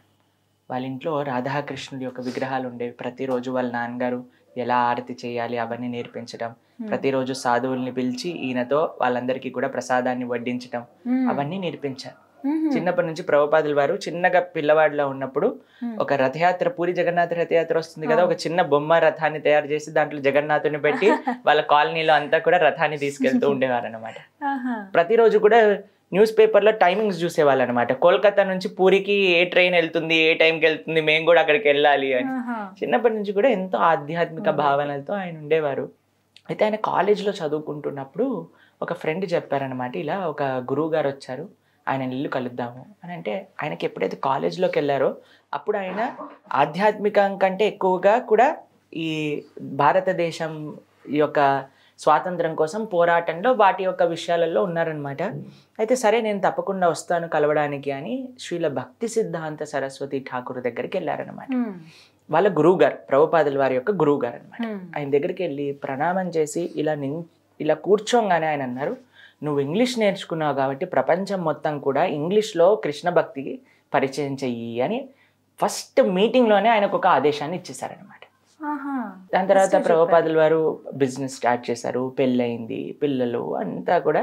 దాంతో పాటు ఆయన ఈ యొక్క గురువు గారి యొక్క సేవ కూడా చేస్తూ ఉండేవారు అనమాట. అంతా బాగా జరుగుతుంది. ప్రభుపాదుల వారు ఆల్మోస్ట్ వృద్ధులు అయిపోతూ ఉన్నారన్నమాట. అప్పుడు ఆయన వాళ్ళ యొక్క గృహస్థ ఆశ్రమాన్ని త్యజించి సన్యాసాశ్రమాన్ని స్వీకరించారు. వాళ్ళ యొక్క బాధ్యతలన్నీ అయిపోయాక సన్యాసాశ్రమాన్ని స్వీకరించారు. బృందావనంలో ఉంటూ ఉండేవారు అనమాట. బృందావనంలో ఉంటూ ఉన్నప్పుడు ఆయనకి వాళ్ళ యొక్క గురువు గారి యొక్క ఆదేశం ఏంటి, ప్రపంచం మొత్తం కూడా కృష్ణ భక్తిని పరిచయం చెయ్యాలి అని. ప్రభుపాదుల వారికి 70 సంవత్సరాలు. ఆ సమయంలో ఆయన ఇప్పుడు నా గురువు గారి యొక్క పని, ఆయన నాకు ఇచ్చిన సేవ నేను నిర్వర్తించాలి అని. ఇప్పుడు మీరు చూసారనుకోండి, చాలా మంది ఏమంటారు తెలుసా, ప్రభుజీ దేవుడు దయ వల్ల ఈ ఒక్క ప్రాజెక్ట్ అయిపోయింది అని అంటే నేను మంచిగా నా మెటీరియల్ లైఫ్కి రిటైర్మెంట్ చెప్పి బ్రహ్మాండంగా సేవలో ఒక ఆశ్రమంలో బృందావనంలో ఎక్కడో ఒక చోటు ఉండి మీ ఆశ్రమానికైనా వచ్చి ఉంటాం ప్రభుజీ, మా వృద్ధాప్యం మొత్తం చాలా పీస్ఫుల్గా గడపాలి అని మేము అనుకుంటున్నాం. 70 సంవత్సరాల వయసులో అందరూ బృందావనానికి వెళ్ళి ఉండిపోవాలి అని అనుకుంటున్న వయసులో ఆయన బృందావనం నుంచి అమెరికాకి వెళ్ళాలి, ఎందుకంటే నా గురువు గారు నాకు ఇచ్చిన సేవ. చాలా ప్రయత్నం చేశారండి, ఎలా వీసా దొరుకుతుంది, ఎలా వెళ్ళొచ్చు, ఎవరైనా స్పాన్సర్ చేస్తారా, ఒక్క పైస కూడా ప్రభుపాదుల వారి దగ్గర ఉండేది కాదు. ఆయన పుస్తకాలు రాయడానికి పేపర్ యొక్క కొనుక్కోవడానికి డబ్బులు మిలగాలి అని 4-5 కిలోమీటర్లు నడుస్తూ వెళ్తూ ఉండేవారు అనమాట. ఒక సన్యాసిగా ఉండి 70 సంవత్సరాల వయసులో ఢిల్లీలో ప్రతి ఒక్కళ్ళ దగ్గరికి వెళ్ళి ఆయన ఈ పుస్తకాన్ని చదవండి, కృష్ణుడి గురించి తెలుసుకోండి అని అడుగుతున్నప్పుడు ఒకసారి ఒక సన్ స్ట్రోక్ తలిగి ఆయన కళ్ళు తిరిగి రోడ్డు పైన పడిపోతారనమాట, ఇండియా గేట్ దగ్గర. అప్పుడు ఆయనని పట్టుకెళ్ళి తీసుకెళ్ళి ఒకరి దగ్గర కూర్చోబెడితే, మీరు ప్రొద్దు నుంచి ఏదైనా తిన్నారా అంటే ఆయన అసలు ప్రొద్దు నుంచి ఏం తినలేదు, అసలు నీళ్లు కూడా త్రాగలేదు. ప్రొద్దున లేసి ఇలా కృష్ణ భక్తిని చేయడానికి ఆ వయసులో అంతగా పరితపించారు. భారతదేశంలో ఝాన్సీలో ఆయన నిజంగా ఈ యొక్క సంస్థని ప్రారంభించాలనుకున్నారు, కానీ భారతీయులందరూ అమెరికాకు పరిగెత్తుతున్నారనమాట. అమెరికన్స్ ఎలా చేస్తే అదే మెయిన్ మాకు ప్రామాణికం అని భారతీయులందరూ అటువైపు తిరుగుతున్నారు. ప్రభుపాదుల వారు అనుకున్నారు, నేను వెళ్ళి అమెరికన్స్ ని మారుస్తా, అప్పుడు ఈ ఇండియన్స్ వింటారు. ఎందుకంటే మనకంతా వాళ్ళు ఏం చేస్తే మనం కూడా కదా అదే లైన్లో కదండి మనం కూడా వెళ్తుంది. కాబట్టి 2 కారణాలు. చాలా మంది అనుకుంటారండి ఇస్కాన్ ఒక విదేశీ సంస్థ అనుకుంటారు. ఇస్కాన్ విదేశీ సంస్థ కాదు, ఇస్కాన్ అంతర్జాతీయ సంస్థ. ఈ రెండిట్లో చాలా వేరుంది. ఇస్కాన్ అని అంటే international society for Krishna consciousness. International society, it is not an American society. చాలా మంది విదేశీ సంస్థ అని అంటున్నారు, వాళ్ళకి నిజంగా తెలియదు ఇస్కాన్ ఆర్గనైజేషన్ గురించి. ఇది ఒక అంతర్జాతీయ సంస్థ. ఎందుకంటే కృష్ణుడు కేవలం భారతీయుల వాడు కాదండి. అహం బీజ ప్రదాపిత సుహృదం సర్వదేహినం అన్నారు, కానీ సుహృదం భారతీయానం అనలేదు. కాబట్టి అందరూ కూడా కృష్ణుడి యొక్క భక్తి, కృష్ణుడి యొక్క కృపా పాత్రలు అవ్వాలి కదా. అందుకు ఆయనని ప్రభుపాదుల వారిని కృష్ణ కృపా శ్రీమూర్తి అని అంటారు. కృష్ణుడి యొక్క కృపని ప్రపంచాన్ని మొత్తం కూడా పంచారనమాట. సరే, ఆయన ప్రయత్నిస్తూ ఉన్నారు ఎలా అమెరికాకి వెళ్ళాలి అని. శ్రీమతి మొరార్జీ అని ముంబైలో ఉండేవారు. ఆవిడ ఒక క్రూజ్ కంపెనీని నడిపేవాళ్ళు అనమాట. కార్గో కంపెనీని నడుపుతూ ఉండేవారు అనమాట. ఆవిడ దగ్గరికి వెళ్ళి ప్రయత్నం చేశారు, మాకు ఒక ఇస్తారా, ఒక టికెట్, మేము వెళ్ళాలనుకుంటున్నాం అమెరికాకి అని అంటే ఆవిడ అన్నారా ఆయనతో, మీరు 70 సంవత్సరాల వయసులో మీరు వెళ్ళాలి అని అనుకుంటున్నారు అమెరికాకి, మీరు అక్కడికి వెళ్తే చనిపోతారు, ఆ చలికి మీరు తట్టుకోలేరు, మీకు తెలిసిన వాళ్ళు ఎవ్వరు లేరు, మీకు డబ్బులు లేవు, ఎలా వెళ్తారు అని అంటే ఎన్నోసార్లు ప్రయత్నం చేసి ప్రాధేయపడి ఆ వయసులో ఆయన ఒక కార్గో షిప్లో, అంటే సామాన్లు తీసుకెళ్తారు చూడండి, ఆ కార్గో షిప్ లో ఒక చిన్న సీట్ ఇస్తారనమాట శ్రీమతి మొరార్జీ. ఆ షిప్ లో ఎన్నో నెలలు ప్రయాణం కోల్కతా నుంచి ప్రారంభం చేసి అమెరికా బాస్టన్ కి చేరుకున్నారనమాట. మీకు విషయం తెలుసా, కేవలం 40 రూపాయలు చేతిలో పట్టుకొని ఆయన వెళ్ళారు అమెరికాకి. కానీ ఆయన తీసుకెళ్ళింది ఏంటో ఒక ట్రంక్ పెట్టెలో భాగవతం ఇదే పట్టుకొని. ప్రభుపాదుల వారు ఏమంటారో తెలుసా, నేను భాగవతాన్ని తీసుకెళ్ళలేదు అమెరికాకి, భాగవతం మమ్మల్ని తీసుకెళ్ళింది తన యొక్క సేవకుడుగా. దేవుడు అలా వాడుకుంటారు. ప్రభుపాదుల వారు అమెరికాకి వెళ్ళేటప్పుడు వాళ్ళ అబ్బాయి వస్తారనమాట ఆ కార్గో పోర్ట్కి వచ్చి, అయ్యా మీరు వెళ్ళకండి, మీరు ఇక్కడ ఉండండి, మీ వయసు బృందావన్ చంద్ర ఆయన పేరు, ఆయన వచ్చి చెప్తారు మీ దగ్గర డబ్బులు లేవు, మిమ్మల్ని మేము బాగా చూసుకుంటాం, ఇక్కడ ఉండండి అని అంటే, నాకు నా గురువు గారి యొక్క సేవ, ఈ భారతీయత సనాతన ధర్మం, ఈ భారతీయత సంస్కృతిని ప్రపంచ నలుమూలలా చేయటమే నా యొక్క జీవిత లక్ష్యము అని ఆయన బయలుదేరారు. ఆయన కార్గోలో వెళ్తున్నప్పుడు ఆయనకి 2 హార్ట్ అటాక్స్ వస్తాయండి. అమ్మో, 2 హార్ట్ అటాక్స్ ఆ షిప్ లో ఉన్నప్పుడే. దాంతో పాటు సీ సిక్నెస్ తో మొత్తం తలనొప్పి, జ్వరము. ఒక 70 సంవత్సరాలు అంటే మనం రిలేట్ చేసుకోలేమండి అసలు ఆ యొక్క పరిస్థితి. కానీ ఆయన అలానే ఏమంటారో తెలుసా, కృష్ణుడికి ప్రార్థన చేస్తారు, నేను నీ చేతుల్లో ఒక తోలు బొమ్మ లాంటి వాడిని, నువ్వు ఎలా నన్ను డాన్స్ చేస్తానంటే చెయ్యి, నచావ్ ప్రభు నచావ్ అని అంటారు అనమాట. నువ్వు నన్ను ఏం చేయాలనుకుంటే నేను సిద్ధంగా ఉన్నా, నాతోటి ఎలా నడిపిస్తే అలా అని. అక్కడికి వెళ్ళినప్పుడు ఎవ్వరు తెలియదండి అసలు, అమెరికాలో ఒక్కళ్ళు తెలియదు. వెళ్ళటమే ఒక సాహసం. అంటే అక్కడికి వెళ్ళి అక్కడ ఉండే వాళ్ళకి అసలు వాళ్ళ కృష్ణ తెలుసా, రామ తెలుసా, భక్తి తెలుసా, అసలు ఏం తెలియదు. అటువంటి వాళ్ళకి ప్రతిరోజు కూడా ఎంతో శ్రమించి ఆయనే అన్ని వస్తువులను తీసుకొచ్చి వండి క్లాస్ ఇచ్చి అందరికీ కూడా ఆయన సొంతంగా వడ్డన చేసేవాళ్ళు. వాళ్ళందరూ తిని, వాళ్ళకి కల్చర్ తెలియదు కదండి, వాళ్ళందరూ ఎంగిల్ ప్లేట్లు అలా వదిలేసి వెళ్ళిపోతే ప్రభుపాదుల వారు అన్ని ఎంగిల్ ప్లేట్లు కూడా తీసేవాళ్ళు అనమాట. తర్వాత కడిగేవాళ్ళు. ఒక సన్యాసి 70 సంవత్సరాల పైబడిన వయసులో మీరు ఆలోచించండి. అలా చేసి జనాలందరినీ కూడా ఒకసారి ఆయన చంపడానికి ప్రయత్నిస్తారు, ఒకసారి ఆయన దగ్గర ఉన్న డబ్బులన్నీ దొంగతనం చేసేస్తారు. ఎంత ప్రయత్నించి, కానీ మీరు ప్రతి ఒక్కరు నేర్చుకోవాల్సింది ఏంటో తెలుసా అండి, ప్రభుపాదుల వారి దగ్గర నుంచి ఒక్కసారి కూడా వెనకడగేయలేదు ఆయన. మనకి ఇంత చిన్న కష్టం వస్తే మనం అనుకుంటాం, ఓ అయిపోయింది మన ప్రయత్నం, వెనకాలకి వెళ్ళిపోతాం, లేదా డిప్రెషన్లోకి రావటం, ఆత్మహత్యలు చేసుకోవటం, ఎన్ని చూస్తున్నామండి. కానీ ఆయన ఒక్క రోజు కూడా వెనుదిరగలేదు. నేను భగవంతుడి యొక్క దయ ఉంటే తప్పకుండా జరుగుతుంది అని ప్రారంభం చేశారు. వస్తూ ఉన్నారు, వింటూ ఉన్నారు, అందరూ రావటం మొదలెట్టారు. నెక్స్ట్ 10 సంవత్సరాల్లో 14 సార్లు ప్రపంచం మొత్తం కూడా భ్రమణ చేసి 108 ఆలయాలు స్థాపన చేశారు. 5,000 మందికి దీక్ష ఇచ్చారు. ప్రపంచంలో నలుమూలలో, ఇప్పుడు మీరు ఏ కంట్రీకైనా వెళ్ళండి, ఏ మారుమూల ప్రదేశానికి వెళ్ళండి, హరే కృష్ణ అని ప్రకటిస్తారు. ఈ తిలకం చూడంగానే బీడ్ బ్యాగ్ వేసుకోగానే. కాబట్టి ఆయన చేసిన సేవ అందరూ కూడా ఏమంటారో తెలుసా అండి, ఒక మానవ మాత్రుడికి సాధ్యం కాదు. భగవంతుడి యొక్క పూర్తి కృప ఆయన పైనుండి ఇంత భారతీయత. ఇప్పుడు చూడండి, ఏ కంట్రీలో, రష్యాలో, అమెరికాలో, ఆఫ్రికాలో, యూరోప్ దేశాలలో. ఆయన ఒకసారి ఇంగ్లాండ్ వెళ్తారనమాట. లండన్కి వెళ్ళినప్పుడు అక్కడ రిపోర్టర్ అడుగుతారు, ఏం తీసుకోవడానికి వచ్చారు ఇంగ్లాండ్ నుంచి అని అంటే ఆయన అన్నారు, మీరు మమ్మల్ని ఇన్ని 100 సంవత్సరాలు పాలన చేశారు, మొత్తం ఇండియానే మొత్తం లూటీ చేశారు, కానీ ఇండియాలో నిజమైన ధనం, ఆధ్యాత్మికతను మాత్రం మీరు తీసుకోలేరు. మిమ్మల్ని తీసుకోవడానికి కాదు, మీకు ఇవ్వడానికి వచ్చాను ఆ భారతదేశ ఆధ్యాత్మిక సంస్కృతిని అని చెప్పారనమాట. కాబట్టి ప్రభుపాదుల వారు ప్రతి క్షణం కూడా జనాలకి ఇచ్చారు. ఆయన యొక్క జీవితం మొత్తం కూడా భారతీయ సనాతన సంస్కృతి, కృష్ణ భక్తి వ్యాప్తం చేయడానికి. ఇప్పుడు మనం చూస్తాం, ప్రతి ఒక్కళ్ళు చీర కట్టుకొని, ధోతి వేసుకొని, అందరు ఫారినర్స్ అందరు తిలకం పెట్టుకొని భారతదేశం అంతా భ్రమణ చేస్తూ ఎంత బాగుంటుంది. మనందరం ఏమో మర్చిపోయాం, జీన్స్ ప్యాంట్ స్కర్ట్స్ వేసుకొని, మనది వాళ్ళందరూ ఏమో చీరలు ధోతిలు వేసుకొని వాళ్ళు బ్రహ్మాండంగా భారతీయ సంస్కృతిని ముందుకు తీసుకెళ్తున్నారు. అలా చాలా ప్రచారం జరిగింది. ఎన్నో వేల మంది కృష్ణ భక్తిలోకి వచ్చేసారు. చిట్ట చివరి సమయంలో ఆయన 20 రోజుల నుంచి ఆయన ఏం తినలేదు ఇంకా, ఆయన చిట్ట చివరి దశలో ఆయన. కానీ ఆ పడుకొని ఆ మంచం పైన కూడా భాగవతం యొక్క భాష్యాన్ని చెప్తూ ఉన్నారనమాట. ఇప్పటికీ మనం ఆ వీడియోస్, ఆ ఫోటోగ్రాఫ్స్ అన్ని కూడా ఇంటర్నెట్లో మీరు చూడొచ్చు. డాక్టర్ ఇలా పట్టుకొని చూస్తే అసలు ఎలా ఉన్నారు అసలు ఈ మనిషి ప్రాణంతో అన్నట్టుగా ఆశ్చర్యపోయేవారు అనమాట. కేవలం ఎముకలు, దానిపైన తోలు మాత్రమే కనిపించేది. అంత క్షీణించిన సమయంలో కూడా ఆయన భాష్యం చెప్తూ ఉండేవారు అనమాట. ప్రతి క్షణము కూడా ఆయన జీవితంలో గురు సేవ, కృష్ణ సేవ, భారతీయత సనాతన ధర్మ ప్రచారం. ప్రతి టెంపుల్లో కూడా, ఇస్కాన్ టెంపుల్లో కంపల్సరీ ప్రభుజీ గారిది ఉంటుందా? అంటే ప్రభుపాదుల వారిది విగ్రహం ఉంటుందా? అంటే నేను చాలా చోట్ల చూశాను. ఎందుకు ఇలా ఖచ్చితంగా వారి విగ్రహం పెడుతున్నారు? భగవంతుడి యొక్క ఏ ఆలయంలో చూసినా తన పరమ భక్తుల యొక్క విగ్రహం ఆయన స్వామి ముందే ఉంటుంది. విష్ణుమూర్తి ఆలయాలకు వెళ్ళారనుకోండి, అక్కడ గరుడ మంత్రుడు నించొని ఉంటాడు.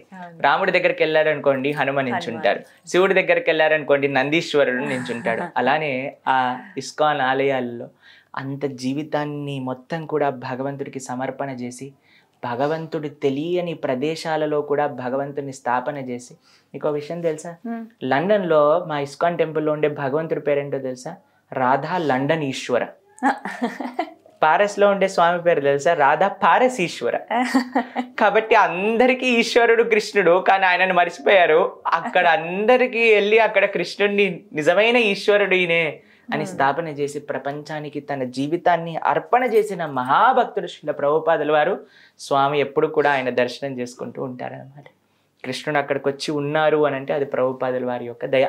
అందుకోసం ప్రభుపాదుల వారు ఎప్పుడు కూడా కృష్ణుడి ముందే ఆలయంలో ఉంటారు. కానీ నేను తిరుపతికి వెళ్ళినప్పుడు, తిరుపతిలో ఇస్కాన్ టెంపుల్ సందర్శించాం. అక్కడ చూసినప్పుడు నిజంగా నేను షాక్ అయ్యాను ప్రభుజీ. అంటే నిజంగా మనిషి ఉన్నట్టుగానే ఆ విగ్రహం కూడా అలాగే తయారు చేయటం కానీ, సేమ్ అదే విగ్రహం అన్ని చోట్ల ఉంటుంది. నిజంగా మనిషి కూర్చున్నారేమో అన్నట్టుగా అనిపించింది నాకు. చాలా కళగా ఉంటుంది, నిండుగా కనబడుతుంది. మేము ప్రతిరోజు కూడా ఆలయంలోకి వెళ్ళినప్పుడు ఫస్ట్ ప్రభుపాదుల వారికి ప్రణామం చేస్తాం, దాని తర్వాత భగవంతుడికి ప్రణామం చేస్తాం.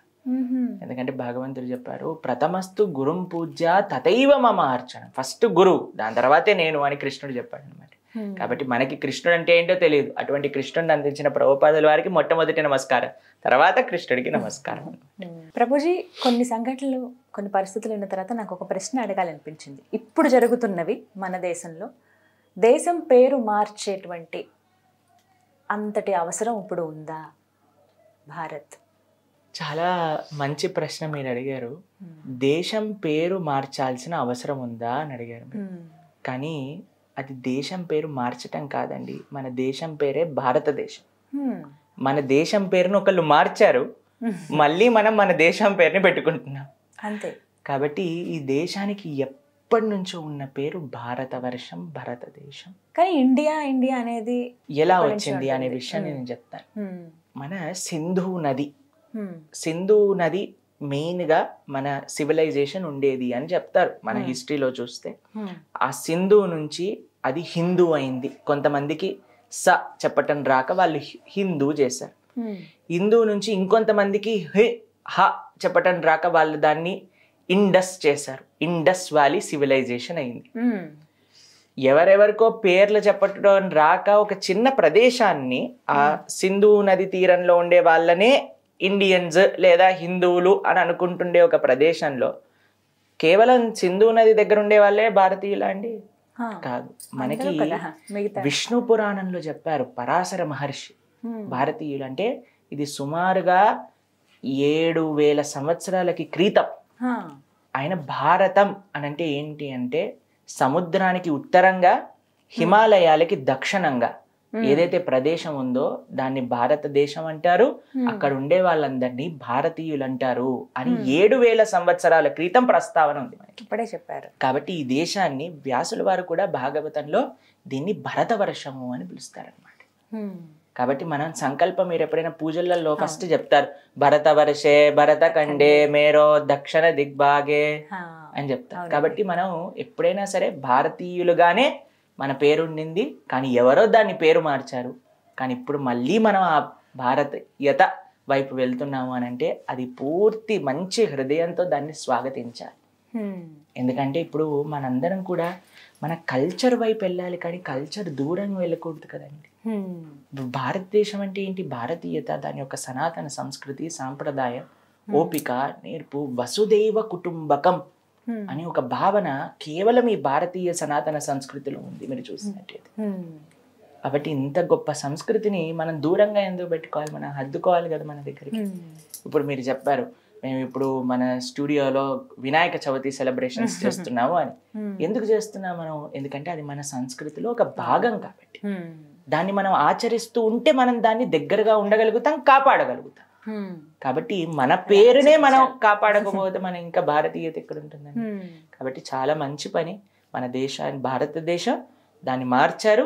మళ్ళీ మనం భారత్ అని వెళ్తున్నప్పుడు మనందరం కూడా దాన్ని స్వాగతించాలి, గౌరవించాలి. ప్రభుజీ, భక్తిని చదువుని ఎలా బ్యాలెన్స్ చేసుకోవాలి? ఇది పెద్ద టాస్క్ లా కనిపిస్తుంది, సాధ్యం కావట్లేదే అనేది ఒక ప్రశ్న అయితే, అటు భక్తిని అలాగే చేస్తున్నటువంటి ఉద్యోగ వ్యాపారాలు కావచ్చు, మా నిత్య జీవన, వీటిని ఎలా బ్యాలెన్స్ చేయాలి? ఎందుకంటే పనిలో పడిపోతే భక్తిని మర్చిపోవటం, భక్తి కోసం అంటూ కొంత సమయాన్ని కేటాయించలేకపోవడం జరుగుతోంది.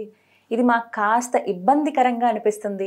అరెరే, భక్తికి మేము దూరం అయిపోతున్నామే దేవుడికి అన్న భావన మాలో కలుగుతుంది. అసలు ఎలా బ్యాలెన్స్ చేసుకోవాలి అని అడుగుతున్నారు చాలా మంది. ఏం చెప్తారు? చాలా మంచి ప్రశ్న. ఎవరికైతే ఈ ప్రశ్న వచ్చిందో అంటే వాళ్ళకి భక్తి చేయాలి అనే ఒక నిష్ట ఉన్నట్టు అర్థం దీనికి. మీకు కొన్ని ప్రాక్టికల్ టిప్స్ చెప్తాను, దాంతోపాటు ఏ భావన ఉండాలి అనే విషయాన్ని కూడా నేను ప్రస్తావన చేస్తాను. సంకల్ప బలం అని అంటారు. మనసుంటే మార్గం ఉంటుంది అని మనం వింటూ ఉంటాం కదండి. కాబట్టి ఫస్ట్ నాకు చెయ్యాలి అని మనకు అనిపించాలి, అప్పుడు దానికి అదే సమయం అనేది ఏర్పడుతుంది అన్నమాట. మీకు ఒక చిన్న విషయం చెప్తాను. నేను ఇంజనీరింగ్ చదివేటప్పుడు నేను ఫస్ట్ 2 మాలలతో స్టార్ట్ చేశాను హరే కృష్ణ జపం చేయడం. అయితే నేను 2 మాలలతో స్టార్ట్ చేసినప్పుడు నేను అనుకునేవాడిని మనసులో, 2 మాలలు ఎలా చేస్తాను? ప్రాజెక్ట్స్, చార్ట్స్ చేయాలి, అసైన్మెంట్స్ చేయాలి, ఇవి చేయాలి అని. సరే చేస్తున్న భగవంతుడికి ప్రార్థన చేస్తూ తర్వాత 4 మాలలు చేయటం ప్రారంభం చేశాను. దాని తర్వాత 6, 8, దాని తర్వాత 16 రౌండ్స్ చేసడం కూడా నేను ఇంజనీరింగ్ చదివేటప్పుడే చేస్తూ ఉండేవాడిని అనమాట. 16 రౌండ్స్ చేసినప్పుడు కూడా నాకు అనిపించేది, అరే నేను 2 మాలలు చేసేటప్పుడే నాకు అంత కష్టంగా అనిపించింది, కానీ నేను ఇప్పుడు 16 చేస్తున్నా, నాకు సులభంగా ఇంకా చదువుకోగలుగుతున్నా, అన్ని చేయగలుగుతున్నానే. అసలు ఎలా సాధ్యమైంది? దేంటి తెలుసా అండి సాధ్యం? ఎలా అవుతుంది తెలుసా? మన దేన్ని మనం ప్రియారిటీ అని అనుకుంటే దానికి మనం సమయం ఏర్పరచుకుంటాం.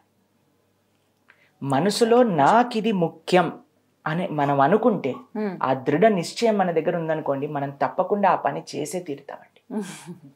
ఇది మన మనసులో ఉండాల్సిన భావన. నాకు భక్తి చెయ్యాలి, మంచిగా భాగవతం, భగవద్గీత ఇవి నేర్చుకోవాలి, భగవంతుడికి ఆరాధన చేయాలి, ఆలయానికి వెళ్ళాలి, గోసేవ చేసుకోవాలి, ఇలా మన మనసులో అనుకోండి, తప్పకుండా ఆ సమయం అనేది మీకు కలుగుతుంది. రెండో విషయం, ప్రాక్టికల్ విషయం చెప్తాను. నేను చేసేది ఏంటి అని అంటే, ప్రొద్దున పూట మేము 3:30కి లేచినప్పటి నుంచి రాత్రిపూట 9:30 వరకు పడుకునే వరకు ½ an hour స్లాట్స్గా డేని విభజిస్తాం అనమాట.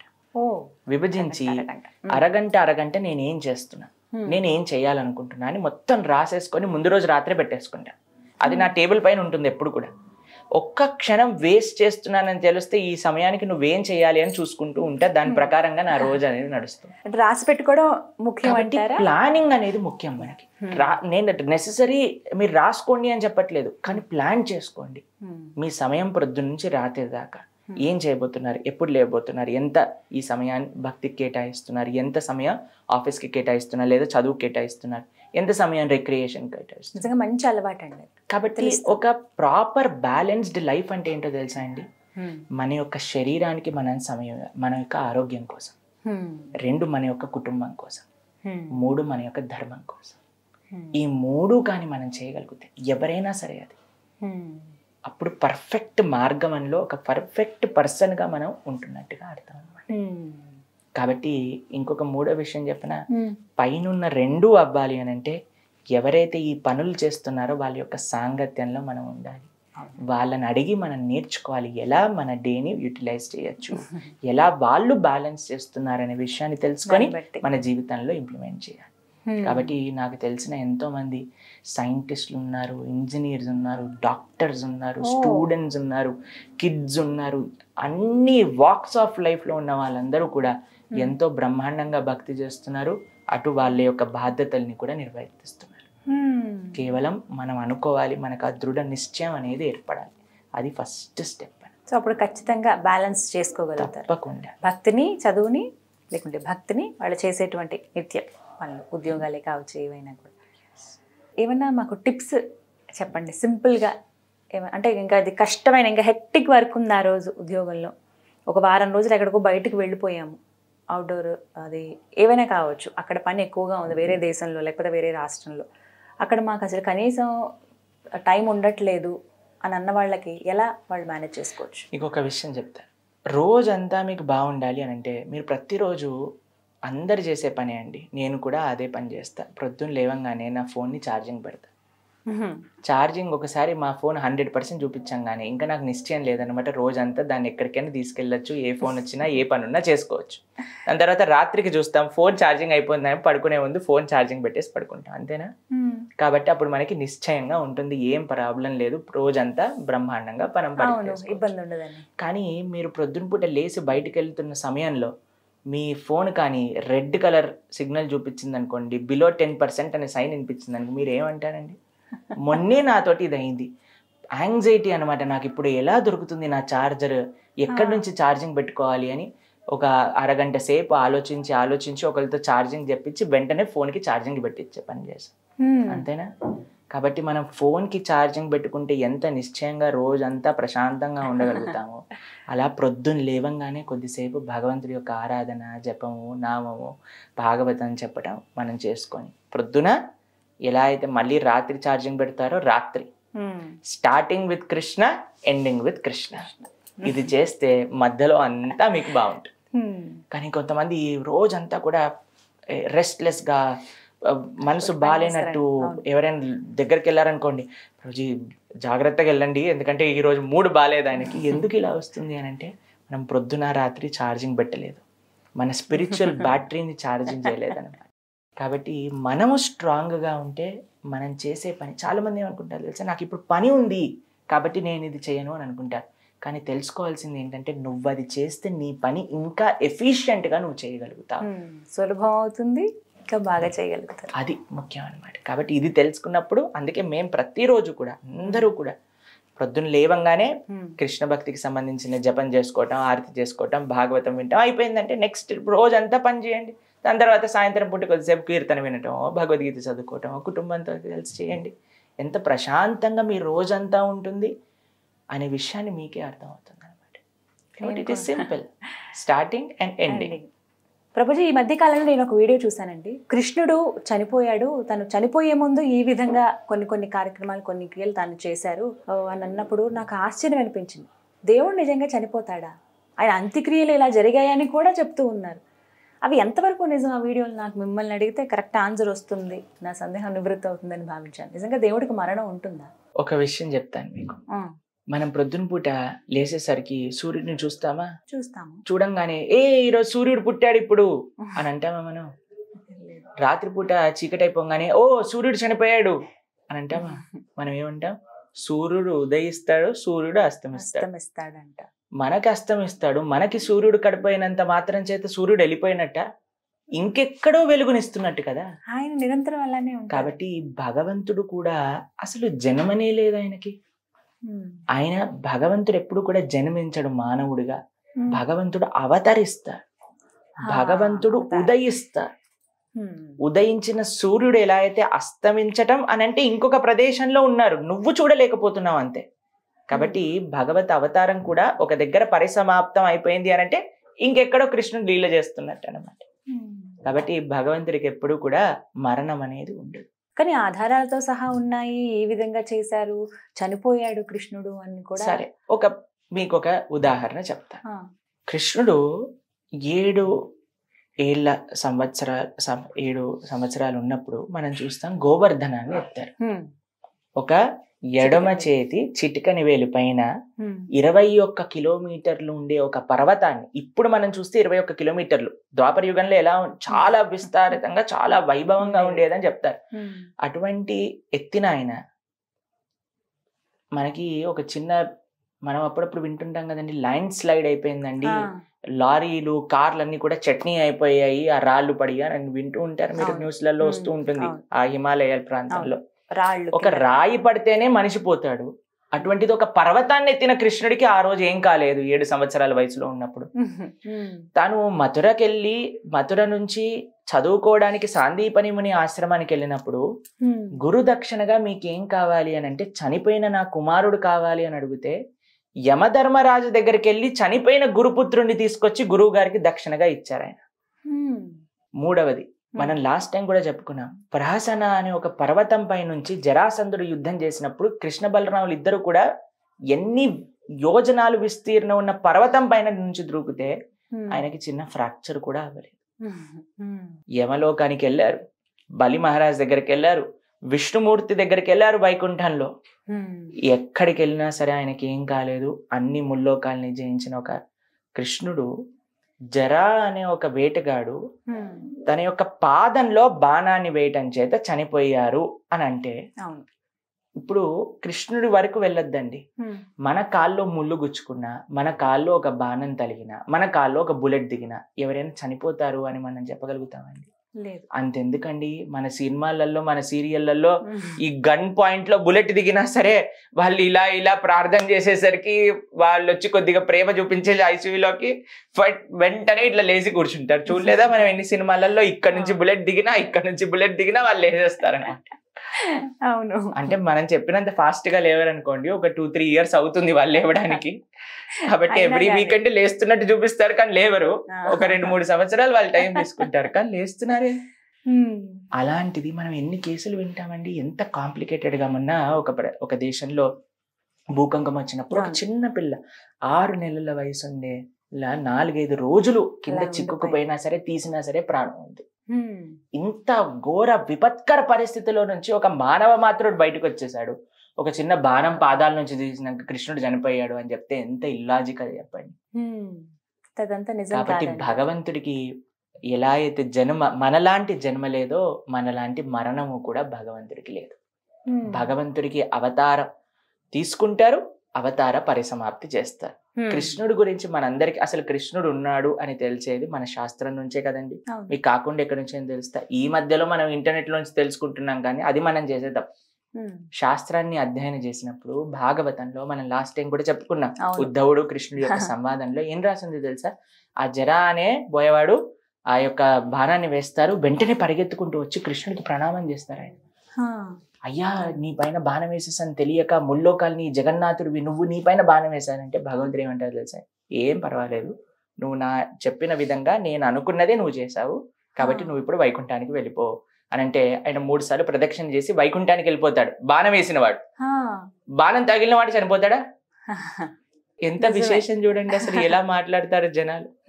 కాబట్టి ఆయనకి బాణం తలుగుతుంది, అయినా సరే దాని వల్ల ఏం జరగదు ఆయనకి. తర్వాత ఏం జరిగింది? అందరు దేవతలు వచ్చి మొత్తం ట్రాఫిక్ జామ్ ఏర్పడిపోతుంది అనమాట ఆకాశంలో.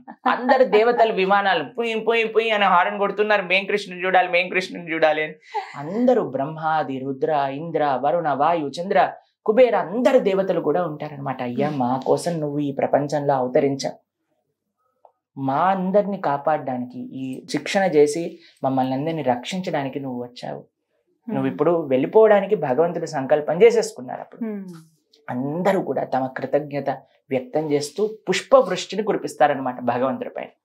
అప్పుడు భగవంతుడు అందరినీ చూస్తే నవ్వుతో, అందరినీ చూస్తూ, తన భక్తులను అందరినీ చూస్తూ నవ్వుతో, భాగవతం ఎక్కడ కూడా కృష్ణుడు చనిపోయారు, ఆయనకు అంత్యక్రియలు చేశారు ఇవన్నీ ఏం చెప్పదండి. ఆయన శరీరంతో ఆయన కృష్ణ స్వదాగోపకతే, ఆయన యొక్క స్వధామం అంటే గోలోక బృందావనానికి చేరుకున్నారు శరీరంతో సహా. శరీరాన్ని వదిలేసి కాదు, శరీరమే లేనప్పుడు ఇంకా అంతిమ సంస్కారాలు ఎక్కడున్నాయండి? కాబట్టి మనకి వేరు, మనం ఆత్మ దాల్చి శరీరం. వాచాంసి జీర్ణాన్ని యథా విహాయ. ఒక కుర్తా నాది చినిగిపోయింది అనుకోండి, ఈ కుర్తా తీసి కొత్త కుర్తా వేసుకుంటాం. అలా ఆత్మకే మరణం లేదు. ఆత్మని సృష్టించిన వాడు చనిపోతాడంటే ఎలా నమ్ముతాను చెప్పండి? మనం శరీరాలను మారుస్తూ ఉన్నాం కానీ ఆత్మ ఎప్పటికీ ఉంటుంది, ఆత్మని చంపలేదు.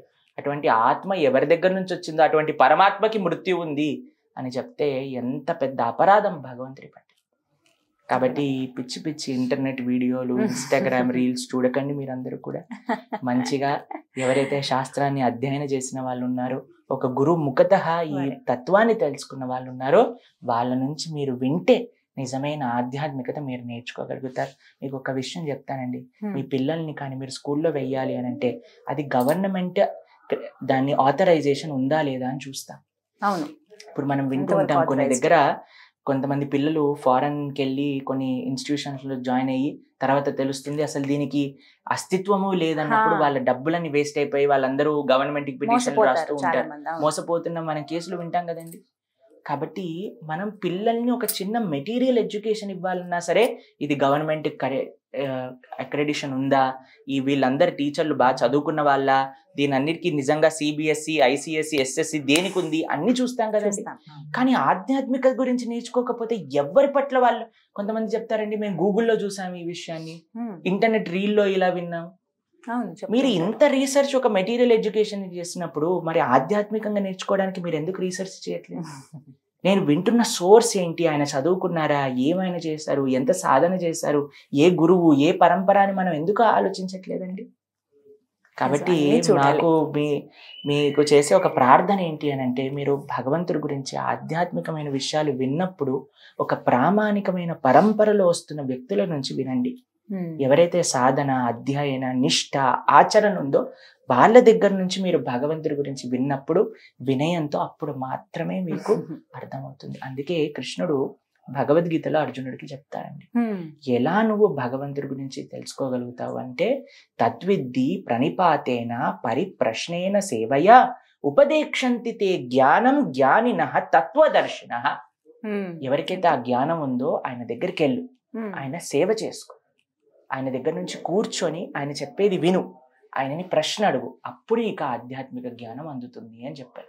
మీరు ఇన్స్టాగ్రామ్ రీల్ కి సేవ చేయగలుగుతారా? మీరు ఇన్స్టాగ్రామ్ రీల్ కి ప్రశ్న అడగగలుగుతారా? ఎలా చెప్పండి మీరు? కాబట్టి సనాతన ధర్మాన్ని పాడు చేయడానికి ఎన్నో శక్తులు పనిచేస్తున్నాయి. ఎంతో మంది అజ్ఞానంతో చేస్తున్న వాళ్ళు ఉన్నారు. ఈరోజు మేము ఇక్కడికి వచ్చి టీవీ మాధ్యమంగా ఎందుకు చెప్తున్నాం అని అంటే, ఎంతమందికి తప్పుడు ఇన్ఫర్మేషన్ వస్తుంది. ఆ తప్పుడు ఇన్ఫర్మేషన్లో మనకి 4 మంచి మాటలు, ఏవో మేం చెప్తున్న మాటలు కాదండి, ఇది మన ఇంతమంది ఋషులు, ఆచార్యులు, గురువులు తమ జీవితాన్ని అంకితం చేసి ఇచ్చిన శాస్త్ర సారాంశాన్ని మా గురుముఖతగా మేము విన్నాం. కాబట్టి ఒక 10 మందికి మంచి విషయాలు ఒక పోస్ట్ మ్యాన్ ఎలా అయితే డెలివరీ చేస్తారో అలా మేము ఇక్కడికి వచ్చి డెలివరీ చేయడానికి మీకు ప్రయత్నం చేస్తున్నాం అన్నమాట. కాబట్టి మాకు ఒకటే ఒక ప్రార్థన, మీ అందరి పట్ల ఆధ్యాత్మిక విషయాలు ప్రామాణికమైన వ్యక్తుల నుంచి మాత్రమే వినండి. అప్పుడే మీరు సరైన మార్గంలో నడుస్తున్నట్టు. ప్రభుజీ, మన సనాతన ధర్మంలో అసలు క్యాస్ట్ సిస్టమ్ అనేది ఉందా అండి? ఇప్పుడు ఇన్ని రకాల కులాలు చూస్తున్నాం మనం. నాకు అదే కొంచెం ఒక చిన్న సందేహం, ఇది అంతే. ఏం చెప్తారు? సనాతన ధర్మంలో కుల వ్యవస్థ, కాస్ట్ సిస్టమ్ ఉందా? ఇది చాలా మందికి ఉండే ప్రశ్న. ప్రభుజీ, మన ధర్మంలో ఒకళ్ళు పెద్ద, ఒకళ్ళు చిన్న, ఒకళ్ళు పవిత్రం, ఒకళ్ళు అపవిత్రం, ఇలా ఉందా అని అడుగుతూ ఉంటారు చాలా మంది మమ్మల్ని. సనాతన ధర్మంలో కుల వ్యవస్థ లేదు, వర్ణ వ్యవస్థ ఉంది. కుల వ్యవస్థ, వర్ణ వ్యవస్థ, ఈ రెండిటికి చాలా డిఫరెన్స్ ఉందండి. మీకు ఒక చిన్న ఎగ్జాంపుల్ చెప్తాను. ఒక ఆర్గనైజేషన్, సరే సుమన్ టీవీ తీసుకోండి, దీంట్లో ఒక అడ్మినిస్ట్రేటివ్ డిపార్ట్మెంట్ ఉంటుంది. సిఇఓ, మీరందరూ కూడా అడ్మినిస్ట్రేట్ చేస్తూ ఉంటారు. ఇంకొక డిపార్ట్మెంట్ ఫైనాన్స్ డిపార్ట్మెంట్ ఉంటుంది. ఇంకొక డిపార్ట్మెంట్ ఎవరైతే అందరూ పని చేస్తున్నారో స్టాఫ్ గా పనిచేసే వాళ్ళందరూ ఉంటారు. ఒక సిఇఓ ఉంటారు, ఆయన కింద అడ్మినిస్ట్రేటివ్ బ్లాక్ ఉంటుంది, దాని కింద ఫైనాన్స్ ఉంటుంది, దాని కింద ఎంప్లాయీస్ అందరూ ఉంటారు. ఇప్పుడు మీరు చెప్పండి, సిఇఓ ఒక్కరే ఉండాలి, మిగతా వాళ్ళు ఉండకూడదు అంటే దీని వల్ల ఏం ప్రయోజనం అండి? ఈ 4 ఎవరు మెయిన్ చెప్పండి మీరు? అందరూ మెయిన్ కదా. ఎవరు లేకపోయినా ఆ వ్యవస్థ అనేది ముందుకెళ్తుందా? కాబట్టి మన సనాతన ధర్మంలో ఉంది ఏంటంటే వర్ణ వ్యవస్థ.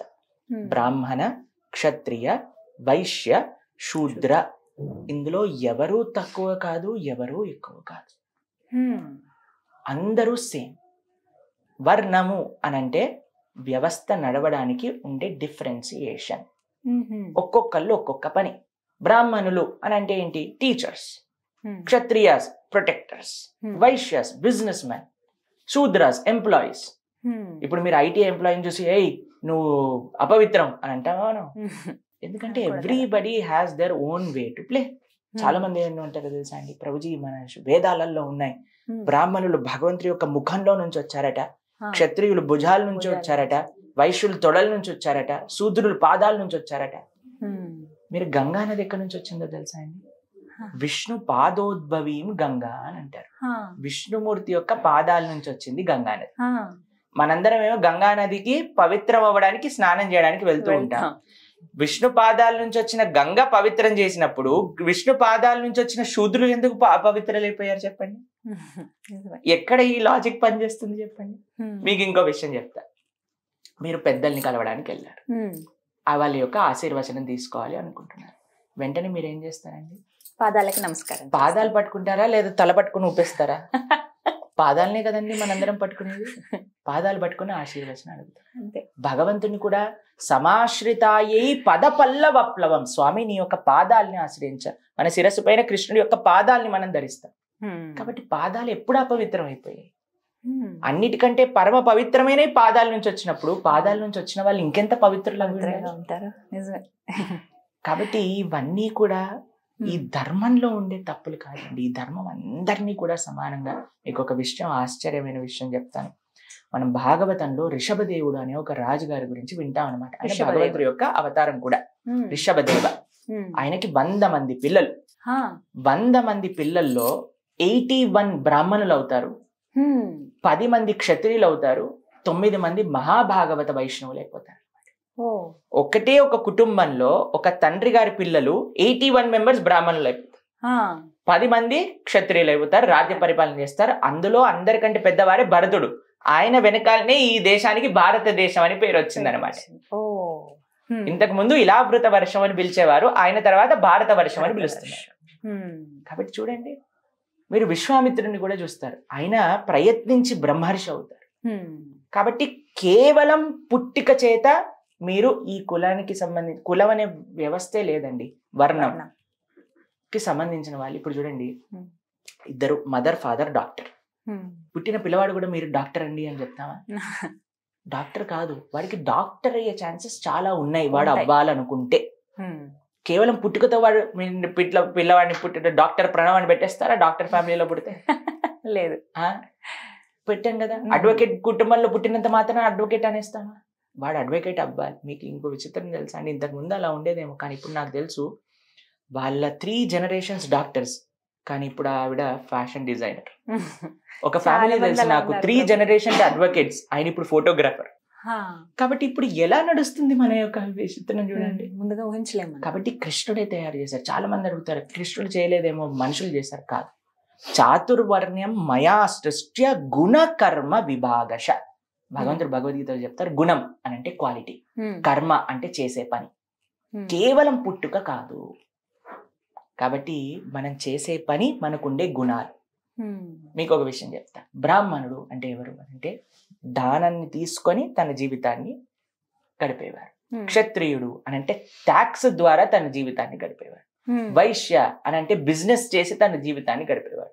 శూద్ర అంటే సాలరీ తీసుకొని జీవితాన్ని గడిపేవారు. ఏదైనా ఇది టైప్ అన్నమాట, అంతేకాని వీళ్ళు గొప్ప వీళ్ళు తక్కువ ఇలా కాదు. ఇప్పుడు చూడండి, నాకు కాళ్ళు వద్దు, నాకు కావాలని తలే కావాలి. ఎవరైనా చెప్పారంటే నాకు తల వద్దు, నేను కాళ్ళు మాత్రమే ఉంటా అని అంటే ఎక్కడండి బాడీ పనిచేస్తుందా? కాబట్టి everybody has their own way to play. కాబట్టి అందరం కలిసి భగవంతుడి యొక్క ప్రీత్యర్థం పనిచేయాలి. కాబట్టి మన సనాతన ధర్మంలో ఎవరో ఒకళ్ళు స్టార్ట్ చేసిన తప్పుడు ఈ వీళ్ళు పెద్ద వీళ్ళు తక్కువ అని, కానీ మన భగవంతుడికి అందరికీ సమానమే, అందరూ ఆయనకు ఒకటే. ఒక 5 సంవత్సరాల చిన్న పిల్లవాడు ధ్రువుడు ఆయనకు ఒకటే, 90 సంవత్సరాల ముసలి స్త్రీ అయిన శబరి ఆయనకు ఒకటే, ఒక పక్షి అయిన జటాయువు ఆయనకు ఒకటే, ఒక అసుర జాతిలో పుట్టిన ప్రహ్లాదుడు ఆయనకు ఒకటే, ఒక రాకుమార్తె అయిన రుక్మిణీదేవి ఆయనకు ఒకటే. అందరినీ సమానంగా చూస్తారు స్వామి.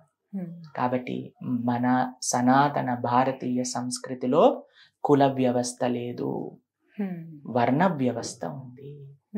ఎవరు ఏ కర్మ వాళ్ళకు ఉండే గుణాలు బట్టి వాళ్ళు ఏదైనా అవ్వచ్చు. డాక్టర్ పిల్లవాడు ఏదైనా అవ్వచ్చు, అడ్వకేట్ పిల్లవాడు ఏదైనా అవ్వచ్చు, వాడి ఇష్టం. కానీ ముందుగా మనం అడ్వకేట్ నిర్ణయించుకోవడం. వాళ్ళ పిల్లలకి ఎక్కువ ఛాన్స్ ఉంది అడ్వకేట్ అవ్వటం. అవును.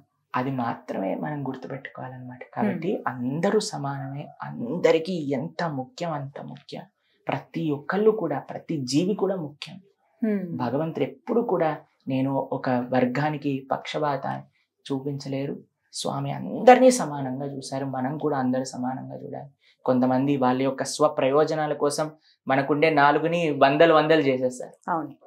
కానీ ఇప్పుడు మనం కూడా ఆ బాడీలీ ఐడెంటిఫికేషన్, నేను దీనికి చెందినవాడిని, నేను దానికి చెందినవాడిని అనే అహంకారం ఉన్నప్పుడు మనం భగవంతుడిని ఎప్పుడూ చేరుకోలేమండి. భగవంతుడు ఎవరినైనా ఇష్టపడరు అంటే ఎవరినో తెలుసా? ఎవరికైతే అహంకారం ఉంటుందో, ఎవరైతే వినయంతో ఉంటారో స్వామి వాళ్ళని స్వీకరిస్తారు. కాబట్టి మనకు ముఖ్యంగా అహంకారం ఉండకూడదు. అందరం కలిసి ఒక భారతీయులుగా సనాతన సంస్కృతి సాంప్రదాయాలకి చెందిన వాళ్ళంగా అందరు కలిసి మనం ముందుకెళ్ళాలి. హరే కృష్ణ ప్రభుజీ.